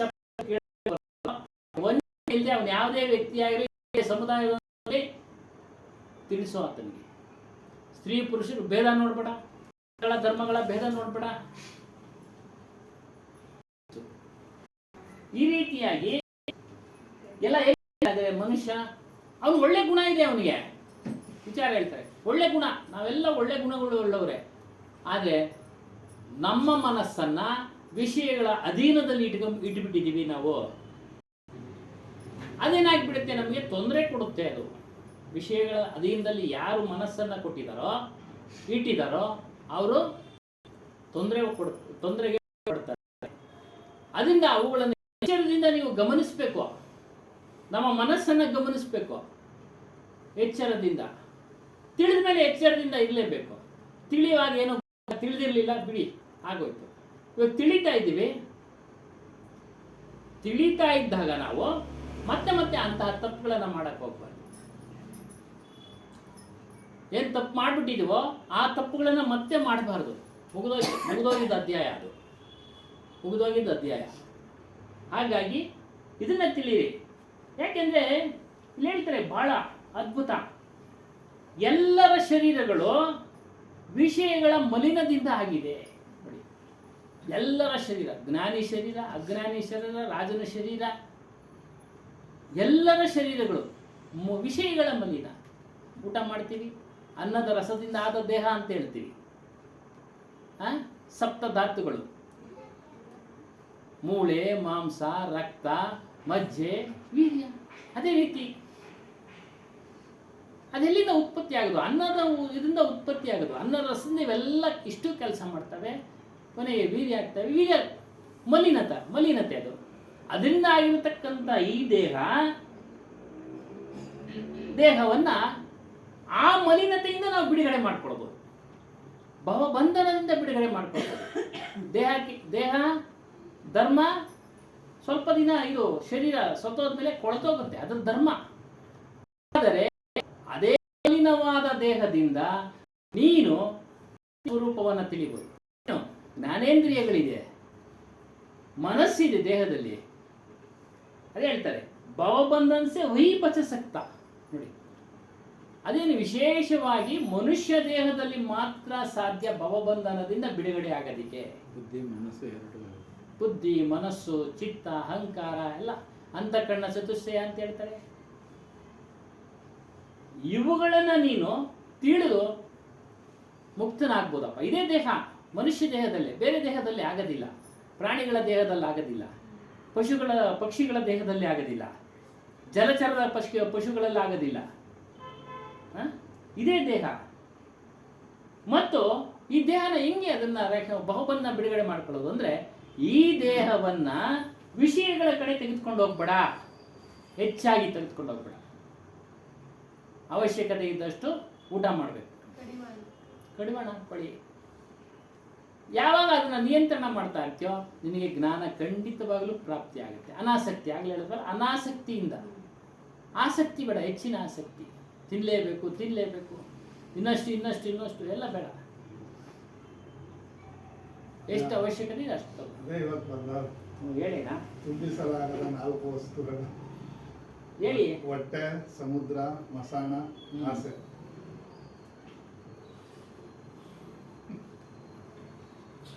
ಎಷ್ಟು ಹಾಕಿದ್ರು ಅದಕ್ಕೆ ತುಂಬಲ್ಲ. ಸಮುದ್ರ ಎಷ್ಟು ನೀರು ಹರಿದೋದ್ರೂ ತುಂಬೋದಿಲ್ಲ, ತುಂಬಿಕೊಳ್ತಾ. ಬಾಂಬೆನಲ್ಲಿ ಹಾಗೆ ಅಂತ ಹೇಳ್ತಾರೆ, ಹೇಳಿದ್ರು. ಬಾಂಬೆ ನೀರೆಲ್ಲ ಸಮುದ್ರಕ್ಕೆ ಹೋಗುತ್ತೆ. ಬಾಂಬೆಗೆ ಹೋಗಿದ್ವಲ್ಲ, ಆ ನೀರು ಮಳೆ ಬಂದ್ಬಿಟ್ರೆ ನೀರು ಒಳಗಡೆ ಹೋಗೋದಕ್ಕೆ 2-3 ದಿನ ಆಗುತ್ತಂತೆ, ತುಂಬ ಹೋಗ್ಬಿಟ್ಟು ರಸ್ತೆಗಳಲ್ಲಿ ನೀರು ಹೋಗ್ತಾವಲ್ಲ, ಆ ನೀರು ಹೋಗಿ ಸಮುದ್ರ ಹತ್ರ ಹೋಗ್ಬಿಟ್ರೆ ಅದು ಒಳಗಡೆ ಹೋಗೋದಕ್ಕೆ 2-3 ದಿನ ಆಗುತ್ತೆ. ಆದಮೇಲೆ ಹೋಗಿ ಸೇರ್ಕೊಂಡ್ಬಿಡ್ತೇವೆ ಸಮುದ್ರಕ್ಕೆ, ಕ್ಲಿಯರ್ ಆಗುತ್ತೆ. ಹಾಗೆ ಸಮುದ್ರ ಎಷ್ಟು ಹೇಳ್ಕೊತಾ ಇರುತ್ತೆ. ಈ ರೀತಿ ಆಸೆ, ಅದಕ್ಕೇ ವಿಷಯಗಳ ಇಚ್ಛೆಗಳನ್ನು ಹಿಡಿತದಲ್ಲಿ ಇಟ್ಕೊಳ್ಳಿ. ಮನಸ್ಸು ಮತ್ತು ಇಂದ್ರಿಯಗಳಿಗೆ ನೀವು ಗುಲಾಮರಾಗಬೇಡಿ. ಯಾವಾಗ ನೀವು ಅದರ ಹೇಳ್ದಂಗೆ ಗುಲಾಮರಾಗ್ಬಿಡ್ತೀವೋ ನೀವು ನಾನಾ ವ್ಯಸನಗಳಲ್ಲಿ ಬಿದ್ದೋಗ್ತೀರಾ. ನಾನಾ ವ್ಯಸನ, ದುರ್ವ್ಯಸನಗಳು. ವ್ಯಸನದ ಅರ್ಥ ಅಂದರೆ ಅದ್ರ ಚಿಂತೆ. ಒಂದು ಸಾರಿ ಅವನು ಧೂಮಪಾನ ಶುರು ಮಾಡಿಬಿಟ್ರೆ ಒಂದು 2-3 ಸಾರಿ ಅದನ್ನು ಬಿಡೋದೇ ಇಲ್ಲ, ಅದೇ ವ್ಯಸನ. ವ್ಯಸನದ ಅರ್ಥ ಅದ್ರ ಚಿಂತನೆ ಮಾಡ್ತಾ ಇರ್ತಾನೆ. ಅದಕ್ಕೆ ಗುಲಾಮರಾಗಬೇಡಿ ಮನಸ್ಸು ಮತ್ತು ಇಂದ್ರಿಯಗಳಿಗೆ. ಅಂದರೆ ನೀವು ಅದನ್ನ ಬಿಡುಗಡೆ ಆಗ್ಬೋದು, ಮನಸ್ಸು ಮಾಡಿದ್ರೆ. ಅಡಿಕ್ಟ್ ಆಗಿಬಿಟ್ಟಿರ್ತಾರಲ್ಲ, ಅದನ್ನು ಬಿಡುಗಡೆ ಆಗ್ಬೋದು, ಬಿಡುಗಡೆ ಆಗ್ಬೋದು. ಅದು ನಿಮ್ಮ ಒಂದು ಇದ್ರ ಮೇಲೆ ನಿಂತಿದೆ, ನಿಮ್ಮ ಬುದ್ಧಿ ಮೇಲೆ ನಿಂತಿದೆ, ನಿಮ್ಮ ಒಂದು ತಿಳುವಳಿಕೆಯ ಮೇಲೆ ನಿಂತಿದೆ. ಅದೇ ಹೇಳಿದ್ವಲ್ಲ, ತಿಳುವಳಿಕೆ ತೆಗೆದುಕೊಳ್ತಾ ಅದನ್ನು ಕಡಿಮೆ ಮಾಡ್ಕೊಳ್ಬೇಕು. ನಾವು ದುರ್ವ್ಯಸನಗಳನ್ನು ದೂರ ಮಾಡ್ಕೊಬೇಕು. ಕಡಿಮೆ ಮಾಡ್ತಾ ಅದು ದೂರ ಮಾಡ್ಕೊಬೇಕು. ಆಗುತ್ತೆ, ಅಭ್ಯಾಸ ಮಾಡ್ತಾ ಇದ್ರೆ. ಅದ್ರ ಚಿಂತೆ ಬಂದಾಗ ಇದ್ರ ಚಿಂತೆ ಮಾಡು. ಅದ್ರ ಚಿಂತೆ ಬಂದಾಗ ಆ ಮನಸ್ಸನ್ನು ಈ ಕಡೆಗೆ ತಿರುಗಿಸು. ಗುರುಸ್ಮರಣೆ ಕಡೆ, ಆ ತಿಳಿದಿರೋ ಒಂದು ಸತ್ಸಂಗದ ಕಡೆನೋ ತಿರುಗಿಸಿ ಇದ್ರ ಚಿಂತನೆ ಮಾಡು, ಅದು ಹೋಗುತ್ತೆ. ಕೊಟ್ಟು ಒಂದನ್ನ ಬರೆಸ್ತಾರಲ್ಲ ಮಕ್ಕಳಿಗೆ, ಹಾಗೆ. ಅದರಿಂದ ಬಾಯೆ ದಹಿನೆ ತಜು ಬಿಕಾರ ನಿಜು ಕೈ ಹರಿಪದ ಗಹಿಯ. ಮನುಷ್ಯನಿಗೆ ವಿಕಾರಗಳು, ಕಾಮ, ಕ್ರೋಧ, ಲೋಭ, ಮೋಹ, ಮದ, ಮತ್ಸರವೆಲ್ಲ ವಿಕಾರಗಳು ಮನುಷ್ಯನನ್ನ ಕೆಡಿಸ್ತವೆ. ವಿಕಾರ ಅಂದ್ರೆ ರೂಪ ಇರೋದು ಕೆಟ್ಟೋಗೋದಕ್ಕೆ ವಿಕಾರ. ಒಳ್ಳೆ ಮನುಷ್ಯ ಸವಾಸ್ ದೋಷ ಕೆಟ್ಟೋಗ್ಬಿಟ್ಟು ಯಾವುದೋ ಒಂದು ವ್ಯಸನಕ್ಕೆ ಬಿದ್ದೋಗ್ಬಿಟ್ಟ, ವಿಕಾರ ಆಗ್ಬಿಡ್ತಾನೆ. ಅವನ ಶರೀರ ವಿಕಾರ ಆಗುತ್ತೆ, ಅವನ ಮನಸ್ಸು ವಿಕಾರ ಆಗುತ್ತೆ, ಬುದ್ಧಿ ವಿಕಾರ ಆಗುತ್ತೆ. ಅವಾಗ ಯಾರ ಮಾತು ಕೇಳಲ್ಲ ಅವನು. ಮನೆಯವ್ರ ಮಾತು ಕೇಳ್ತಾನ? ಯಾರ ಮಾತು ಕೇಳಲ್ಲ. ಈ ವಿಕಾರಗಳು ಮನುಷ್ಯನ ಸುತ್ತ ಇದೆ, ಎಡಗಡೆ ಬಲಗಡೆ ಹಿಂದೆ ಮುಂದೆ. ಬಯಕೆ ಅನ್ನೋದೊಂದು ವಿಕಾರ, ಕ್ರೋಧ ಅನ್ನೋದೊಂದು ವಿಕಾರ, ಮೋಹ ಅನ್ನೋದೊಂದು ವಿಕಾರ, ಲೋಭ ಅನ್ನೋದು ದೊಡ್ಡ ವಿಕಾರ. ಅದು ಅದಕ್ಕೆ ಹೇಳೋದು ಕಬೀರ್ ಸಾಹೇಬ್, ಕಾಮಿ ಪುರುಷನಿಂದ, ಕ್ರೋಧದ ಪುರುಷನಿಂದ, ಲೋಭದ ಪುರುಷನಿಂದ ಭಕ್ತಿ ಮಾಡೋದಕ್ಕೆ ಸಾಧ್ಯ ಇಲ್ಲ. ಮಾಡ್ಬೋದು, ಪ್ರಯತ್ನ ಮಾಡ್ಬೇಕಷ್ಟೇ. ಅದರಿಂದ ಹೇಳ್ತಾರೆ ಈ ವಿಕಾರಗಳು ಇರ್ತವೆ, ಇವುಗಳನ್ನೆಲ್ಲ ದೂರ ಮಾಡ್ಕೊ. ನೀನು ಕೇಳ್ತಾ ದೂರ ಮಾಡ್ಕೊಳ್ಬೇಕು ನೀನು. ಮತ್ತೆ ಅದನ್ನೇ ಇಷ್ಟಪಟ್ಟರೆ ಅದು ಪ್ರಯೋಜನ ಇಲ್ಲ, ಕೇಳಿ ಪ್ರಯೋಜನ ಇಲ್ಲ. ಅದನ್ನ ದೂರ ಮಾಡ್ಕೊ. ಇವೆಲ್ಲ ಅವಶ್ಯಕ ಇದೆ. ಇದನ್ನು ಮಾಡ್ಕೊಂಡ್ರೆ, ದೂರ ಮಾಡ್ಕೊಂಡ್ರೆ ಸಾಕಪ್ಪ. ನೀನು ದೊಡ್ಡ ಜಟೆಗಳನ್ನ ಬಿಟ್ಟು ತಪಸ್ಸು ಕೂತ್ಕೊಳ್ಬೇಕು, ಒಂಟಿ ಕಾಲಿನಲ್ಲಿ ನಿಂತ್ಕೊಂಡು ತಪಸ್ಸು ಮಾಡಬೇಕು, ಅವೆಲ್ಲ ಏನು ಅವಶ್ಯಕತೆ ಇಲ್ಲ. ಹೇಳ್ತಾರೆ ಇಲ್ಲಿ, ಘೋರ ತಪ ನಾ ಭಾಲು ಕಾಡ್ನೆ. ಬೋಡಿ ಓಡಿಸೋದು, ಘೋರ ತಪಸ್ಸು ಮಾಡೋದು ಅವಶ್ಯಕತೆ ಇಲ್ಲ. ಅವೆಲ್ಲ ಬೇಕಾಗಿಲ್ಲ. ಸಿರ್ಮುಡಾನೆ ಓಡಿಸೋದು ಮತ್ತು ಮೌನವಾಗಿರೋದು, ಯಾರಂದ್ರೆ ಮಾತಾಡೋದು, ಅವೆಲ್ಲ ಬೇಕಾಗಿಲ್ಲ. ಎಲ್ಲರ ಹತ್ರನೂ ಮಾತಾಡು. ನಿನ್ನ ತಿಳುವಳಿಕೆ, ನಿನ್ನ ಅರಿವು ವಿಚಾರ ಮಾಡ್ತಾ ಮಾತನಾಡು. ಎಷ್ಟು ಬೇಕೋ ಅಷ್ಟೇ ಮಾತಾಡಬೇಕು. ಅಂದರೆ ಹರಟೆ ಹೊಡೆಯೋದಲ್ಲ, ಗಂಟೆಗಟ್ಟಲೆ. ಕಾಡು ಹರಟೆ ಅಂತ ಹೇಳೋರು ನಮ್ಮ ಅಪ್ಪ ಅವರು. ಒಂದು ಉದಾಹರಣೆ ಕೊಡೋರು ಅಂದರೆ, ಮೊದಲು ನಾವು ಸಣ್ಣ ಹುಡುಗರಿಗೆ ನೋಡ್ತಾ ಇದ್ವಿ. ಈ Mysuru bank central college, junior college ಮುಂಭಾಗ ಬಸ್ ಸ್ಟಾಪ್ ಇದೆಯಲ್ಲ, ಸಂಜೆ ಆದ್ರೆ ಎಲ್ಲ ವಯಸ್ಸಾದವ್ರು ಅಲ್ಲಿ ಕುತ್ಕೊಂಡ್ಬಿಡೋರು. ಕಾವೇರಿ ಭವನ ಎದುರುಗಡೆ ಬಸ್ ಸ್ಟಾಪ್.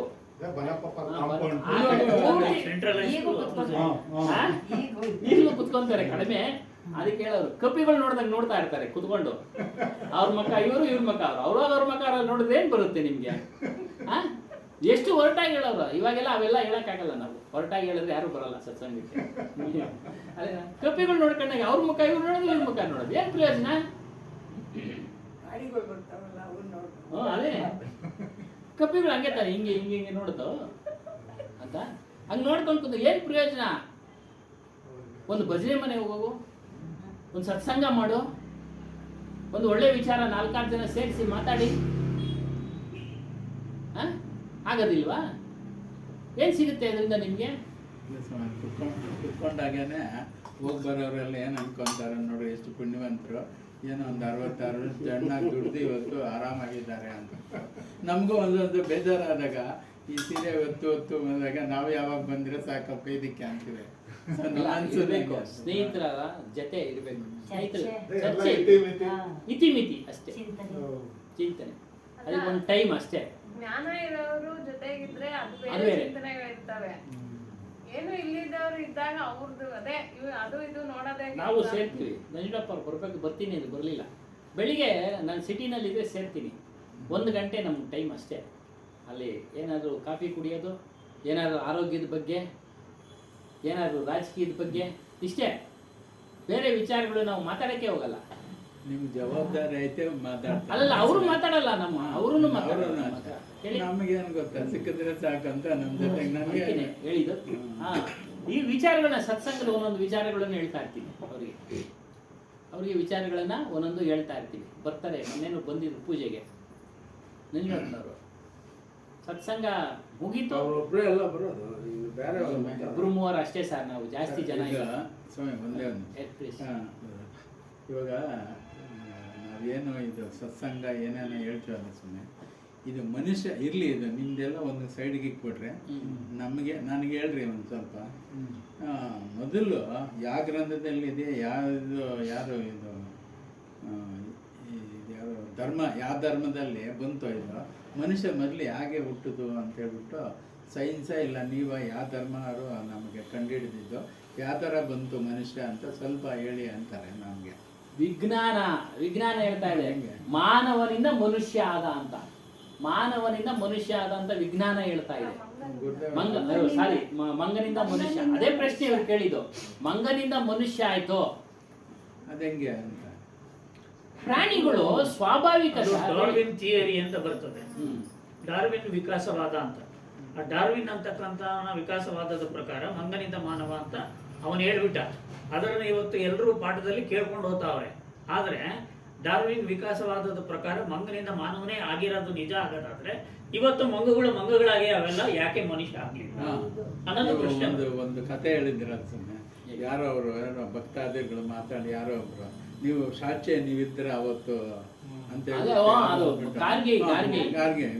ಸಾಕ್ಷಿ ನೀವು ಅವತ್ತಿದ್ರ ಅಂತ ಸೋದೋಗ್ಬಿಟ್ನಲ್ಲ. ಹಂಗೆ ಇದು ಉತ್ತರ ಇಲ್ವಲ್ಲ. ಹೇಳ್ದಂಗೆ ವಿಜ್ಞಾನಿಗಳು ಹೇಳಿದರೆ ನಾವು ಒಪ್ಬೇಕು.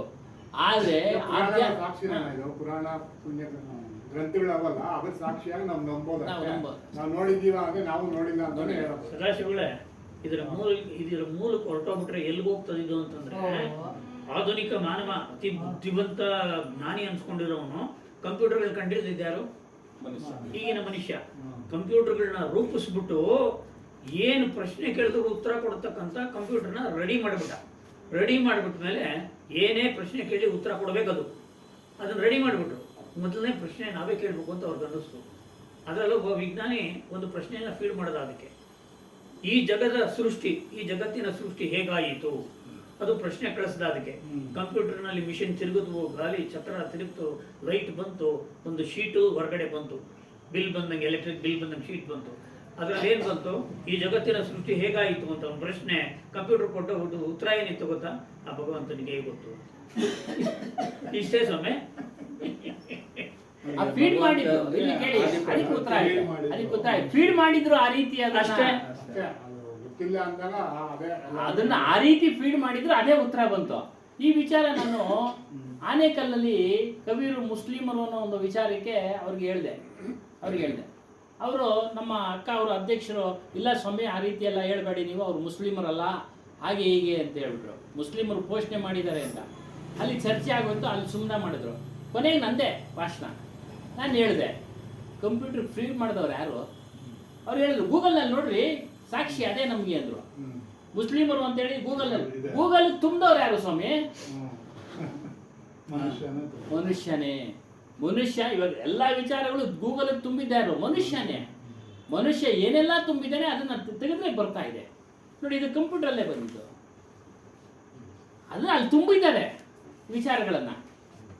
ಅರ್ಥ ಆಯ್ತಾ? ಉಪೇಂದ್ರ ಅದೇ ಅಂತ ಹೇಳಿದ ಪಿಕ್ಚರ್ ನೋಡಿದಾರೆ ಹೇಳಿದ್ದು ಏನಂದ್ರೆ, ಈ ಮೊಬೈಲ್ ಮನುಷ್ಯನ ಎಲ್ಲಿಗೆ ತಗೊಂಡೋದಿದೆ ಅನ್ನೋದನ್ನ ಅವನಿಗೇನು ಬೇಕಿಲ್ಲ, ಬಟ್ಟೆ ಬೇಕಿಲ್ಲ ಅನ್ನೋ ಲೆಕ್ಕಕ್ಕೆ ಬರ್ತಾನಂತೆ ಮನುಷ್ಯ.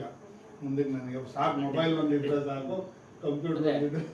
ಆಧ್ಯಾತ್ಮ ವಿಚಾರದಲ್ಲಿ ಇವಾಗ ಹಂಗೆ ಅಲ್ಲ ಆಗಿರೋದು. ಅಲ್ಲ, ಹಿಂಗೆ ನೋಡ್ತಾ ಇರ್ತಾರೆ, ಹಿಂಗಂತ ಇರ್ತಾರೆ. ಇನ್ನ ಏನ್ ಪರಿಸ್ಥಿತಿ ಬಂದಿದಾರೋ ಪಿಕ್ಚರ್ ಇದ್ದಾವಂತೆ ಮುಂದಕ್ಕೆ. ಆಧ್ಯಾತ್ಮ ಪ್ರಕಾರ ಈ ಜೀವಿಗೆ, ಈ ಅರಿವು ಆತ್ಮನಿಗೆ ಈ ಪ್ರಕೃತಿನ ನೋಡಿ ಆಸೆ ಆಯ್ತಂತೆ. ಹೊರಗಿನ ಪ್ರಕೃತಿನ ನೋಡಿ ಆಸೆ ಆಯ್ತಂತೆ. ಇಲ್ಲೇನೋ ಆನಂದ ಇದೆ ಅಂತೇಳಿ ಅವನು ಇಷ್ಟಪಟ್ಟು ಒಂದು ಜೀವಿಯಾಗಿ ಇಲ್ಲಿ ಅವತರಿಸ್ದ. ಏನೋ ಮಂಗನಾಗೆ ಹುಟ್ಟದ ಅನ್ಕೊಳ್ಳಿ. ಮಂಗನಾಗಿ, ವಿಜ್ಞಾನಿಗಳ ಪ್ರಕಾರ ಹೋಗೋಣ, ಮಂಗನಾಗಿ ಹುಟ್ಟದ, ತನ್ನ ಬುದ್ಧಿವಂತಿಕೆಯಿಂದ ಮನುಷ್ಯನಾದ. ಬುದ್ಧಿವಂತಿಕೆ ಬೆಳೆಸ್ಕೊಂಡ, ಕೆಲಸ ಕಾರ್ಯಗಳನ್ನು ಮಾಡೋದು ಬೆಳೆಸ್ಕೊಂಡ. ಆದಿ ಕಾಲದವರು ಬೆಂಕಿ ಹೆಂಗ ಹಚ್ತಾ ಇದ್ರು? ಕಲ್ಲು, ಒಂದಕ್ಕೊಂದು ಘರ್ಷಣೆ, ಹಂಗೆ ಅಭಿವೃದ್ಧಿ ಮಾಡ್ಕೊಂಡ. ಒಂದೊಂದು ಕಂಡಿಡಿದ ಮೇಲೆ ಒಂದೊಂದಕ್ಕೆ ಆವಿಷ್ಕಾರ ಮಾಡ್ದ. ಎಲ್ಲ ಬೆಳೆದು ಮನುಷ್ಯನಾದ. ಈಗ ಕಂಪ್ಯೂಟರ್ ಮನುಷ್ಯನಾದ. ಏನ್ ಸ್ವಾಮಿ? ಅಷ್ಟೇ. ಈ ಆತ್ಮಜ್ಞಾನ ಅನ್ನೋದು ಮನುಷ್ಯನೇ ಕಂಡಿಡ್ಕೊಂಡಿರೋದು. ಹೌದು, ಮನುಷ್ಯನೇ ಕಂಡಿಡಿದಿದ್ದು. ಬುದ್ಧಿಗೆ ಅದೇ ಕ್ವಶನ್ ಆಗಿದ್ದು. ಏನು ಇಷ್ಟೊಂದೆಲ್ಲ ಅನಾಹುತ ಆಯ್ತಲ್ಲ? ಏನೋ ಒಬ್ರು ಸತ್ತೋಗ್ಬಿಟ್ರು, ಒಬ್ರು ರೋಗಿ, ಇನ್ನೊಬ್ರು ವೃದ್ಧ. ಕೇಳ್ತಾನಲ್ಲ ಅವ್ನ, ಸಾಡ್ತೀನ, ಇದೇನು ನನಗೂ ಆಗುತ್ತಾ? ಎಲ್ಲರಿಗೂ ಆಗುತ್ತೆ, ನಿಮ್ಮ ಅಪ್ಪನಿಗೂ ಆಗುತ್ತೆ, ನಿನಗೂ ಆಗುತ್ತೆ, ನಿಮ್ಮ ಮಕ್ಳಿಗೂ ಆಗುತ್ತೆ. ಉತ್ತರ ಇದಕ್ಕೆ ಮೂಲ ಕಂಡುಹಿಡಿಬೇಕು ಅಂತ ಹೇಳಿ ಅವನು ಜ್ಞಾನಕ್ಕೆ ಬಂದ.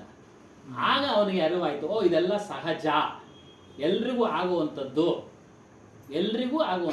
ದೇಹ ಅಂತ ಧಾರಣೆ ಮಾಡಿದ್ಮೇಲೆ ಪಶುಗಳಿಗೂ ಆಗುತ್ತೆ, ಮನುಷ್ಯನಿಗೂ ಆಗುತ್ತೆ, ಪ್ರತಿಯೊಂದು.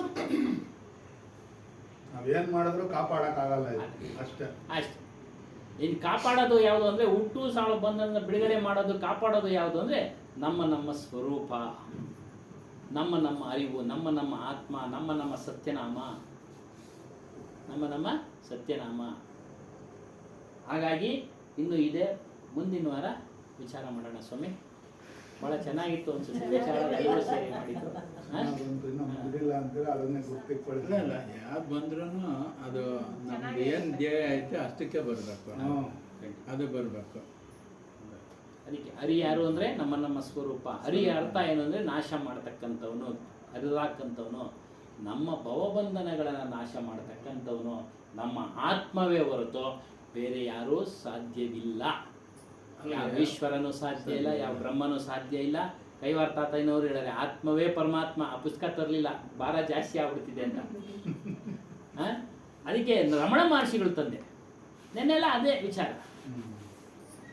ಆಧಾರ ಗ್ರಂಥಗಳೇ ಆಧಾರ ಸ್ವಾಮಿ. ಅವರ ಅನುಭವಗಳ ಮೂಲಕ ತಿಳಿಸಿದ್ದಾರೆ ನಮಗೆ. ಆ ಜನರೇಷನ್ ಬಂದಿರೋ ನಾವು ತಿಳ್ಕೊಂಡು ನಾವು ಮುಂದುವರಿದು ಏನು ಬದಲಾವಣೆ ಮಂಗ ಆಗಲ್ಲ, ಮಳೆ ಆಗಕ್ಕಾಯ್ತು ಅಂತ ಹಂಗಾಗಲ್ಲ. ಆ ಸಂತತಿ ಹಂಗೆ ನಡೀತಾ ಇರ್ತದೆ. ಇದು ಬದಲಾವಣೆ ಆಗಿದ್ದು ಬೇರೆ ತರ ಆಗ್ತದೆ ಅಷ್ಟೇ. ಮಂಗಗಳಿಂದ ಮಾನವ ಆಗ್ತಾರಲ್ಲ, ಒಂದೊಂದು ಹಂತಕ್ಕೆ ಬೇರೆ ಬದಲಾವಣೆ. ನರಚರ್ಯ ಬೇರೆ ಆಯ್ತು, ಕೈ ಬೇರೆ ಆಯ್ತು, ಅದು 1000 ವರ್ಷ ಬೇಕು. ಆ 1000 ವರ್ಷ ಆದಾಗ ಬದಲಾವಣೆ ಆಗೋದಿಲ್ಲ. ಅದ್ರ ಸಂತತಿ ಹಂಗೆ ಬೆಳೆದು ಹಳೆ ಮಂಗಗಳಿದ್ವಲ್ಲ, ಅದ್ರ ಸಂತತಿ ಹಂಗೆ ಇತ್ತು. ಅದು ಇರೋದು, ಇದು ಇರೋದು. ಜನ ಕೇಳಿದ್ದೀನಿ ನೋಡಿ, ನಮ್ದು ಗುರುಗಳ ನಮ್ದು ಏನಾರ ಮನುಷ್ಯಂದು 100 ವರ್ಷದಿಂದ ಇಷ್ಟು ಸುಂದರವಾಗಿ ಯಾರು ಇರ್ಲಿಲ್ಲ. ಯೋಚನೆ ಮಾಡ್ರಿ, 100 ವರ್ಷ 200 ವರ್ಷದ ಹಿಂದೆ ಇಷ್ಟು ಸುಂದರವಾಗಿ ಯಾರು ಇರ್ಲಿಲ್ಲ. ಮನುಷ್ಯರು ಇಷ್ಟು ಸುಂದರವಾಗಿ. ಬೈಕೆ ಏನಾಯ್ತು ಅಂದ್ರೆ, ಯಾರೋ ಸುಂದರವಾಗಿರೋದು ನೋಡಿ ಬೈಕೆಗಳು ಸುಂದರವಾಗಿರೋ ಮಕ್ಕಳು ಬೇಕು ಅಂತ ಅದೆಲ್ಲ ಸ್ವಲ್ಪ ಬದಲಾವಣೆ ಆಯ್ತು. ಮುಖಚರ್ಯೆ ಅದೆಲ್ಲ ಇವಾಗ ಏನಾಗ್ತಾ ಇದೆ, ಎಲ್ಲ ಬುದ್ಧಿ. ನನ್ನ ಮಗ ಚೆನ್ನಾಗಿ ಹೋಗ್ಬೇಕು ಇಚ್ಛೆ ಇರೋದ್ರಿಂದ ಇವಾಗೆಲ್ಲ ಶಾರ್ಪ್ ಮಕ್ಕಳು ನೋಡ್ರಿ. ಈಚೆಗೆ ಆತರ ಚಿಂತನೆಗಳು ಅದೇ ರೀತಿ ಚಿಂತನೆ ತಿಳ್ಕೊಂಡಿರ್ತಾರೆ. ಗಂಡನು ಅದೇ ರೀತಿ ಚಿಂತನೆ, ಹೆಂಡತಿನೂ ಅದೇ ರೀತಿ ಚಿಂತನೆ, ಮಕ್ಕಳು ಅದೇ ರೀತಿ. ನಾವೆಲ್ಲ ದದ್ದಮೆಗಳು ಪ್ರಕೃತಿಗೆ ಹೋಲಿಕೆ ಮಾಡಿ ನೋಡಿದಾಗ ಈಗ ನೀವು ನೋಡ್ರಿ ಟಿಬೆಟ್ಗೆ ಹೋಗಿ ಜನ ಎಲ್ಲ ಒಂದೇ ತರ ಇರ್ತಾರೆ. ಚೈನಾಗ ಹೋಗ್ರಿ ಇವ್ರು ಚೈನೀಸ್ ಅಂತ ಹೇಳ್ಬೋದು. ಇದಕ್ಕೆ ಹೋಗ್ರಿ ಜಪಾನ್ಗೆ ಹೋಗ್ರಿ ಇವ್ರು ಜಪಾನ್ ದೇಶದವ್ರು ಅಂತ ಪತ್ತೆ ಹಚ್ಕೊಡ್ಬೋದು. ಅವ್ರೆಲ್ರದ್ದು ಒಂದೇ ತರ. ಆದ್ರೆ ನಮ್ಮ ಇಂಡಿಯಾದಲ್ಲಿ ನಾವ್ ಇಲ್ಲಿ ಇಷ್ಟ್ ಜನ ಕೂತಿದ್ದೀವಿ. ಕಾಂತವ್ರು ನಾನು ಗುರುಗಳು ಅಂತಾರ ಇವ್ರಂತಾರ ಅವ್ರೆ. ನಮ್ಮಲ್ಲಿ ಎಲ್ಲರಲ್ಲೂ ಭಿನ್ನತೆ ಇದೆ. ಆದ್ರೆ ಮುಖದ ಚರ್ಯ ಇದೆಯಲ್ಲ, ವಿಕಾಸ ಇದೆಯಲ್ಲ, ನಮ್ಮ ಮುಖದ ವಿಕಾಸ, ಈ ವಿಕಾಸ ನಮ್ಮ ಮಣ್ಣದಲ್ಲಿ ಕಪ್ಪಿದ್ರು ಕೆಂಪಿದ್ರು ಪರಿಪೂರ್ಣ ವ್ಯಕ್ತಿತ್ವ ರೂಪುಗೊಂಡಿರ್ತಕ್ಕಂಥದ್ದು ಇಲ್ಲಿ. ಮುಂದಕ್ಕೆ ಹೇಳ್ತಾರೆ ಸೈನ್ಸ್ ಒಳಗೆ, ಮುಂದಕ್ಕೆಲ್ಲ ತಲೆ ದಪ್ಪ ಆಗುತ್ತದೆ ಮಕ್ಕಳು ಅಂತ ಹೇಳ್ತಾರೆ. ಈಗ ಮುಂದಿನ 150 ವರ್ಷದ ಮುಂದಕ್ಕೆ. ಯಾಕೆ ಅಂದ್ರೆ ಬುದ್ಧಿ ಓಡಿಸಿ ಮೈಂಡು ಎಲ್ಲ ಅಂತ ಹೇಳ್ತಾರೆ. ನೋಡ್ಬೇಕು ಪರೀಕ್ಷೆ ಮಾಡಿ. ದಪ್ಪಗಿತ್ತು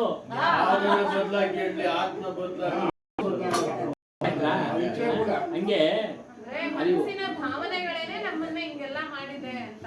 बोलिए श्री सत्यनारायण कबीर साहेब की जय, सद्गुरु श्री हनुमान साहेब की जय, गुरु माता जी की जय, सर्व संत महंत की जय. ಎಲ್ಲದಕ್ಕೂ ಐತನ, ಕಾಲುಗಳು ಯಾಕೆ ಇಷ್ಟದ್ದಾಗಿದ್ದು, ಮನುಷ್ಯನಿಗೆ ಕೈ ಯಾಕೆ ಇಷ್ಟದ್ದಾಗಿದ್ದು ಎಲ್ಲಾನು ಐತೆ. ಮೊದಲು ಇರಲಿಲ್ಲ ಅಂತ ಅವ್ನು ಅವಶ್ಯಕತೆ ಆದರೆ ಅನ್ಸಲ್ಲ ಅನ್ನ ಕೈ ಅಂದು ಅದು ಬದಲಾವಣೆ ಆಗಿರೋದು ಒಂದು ಥಿಯರಿ ಐತೆ.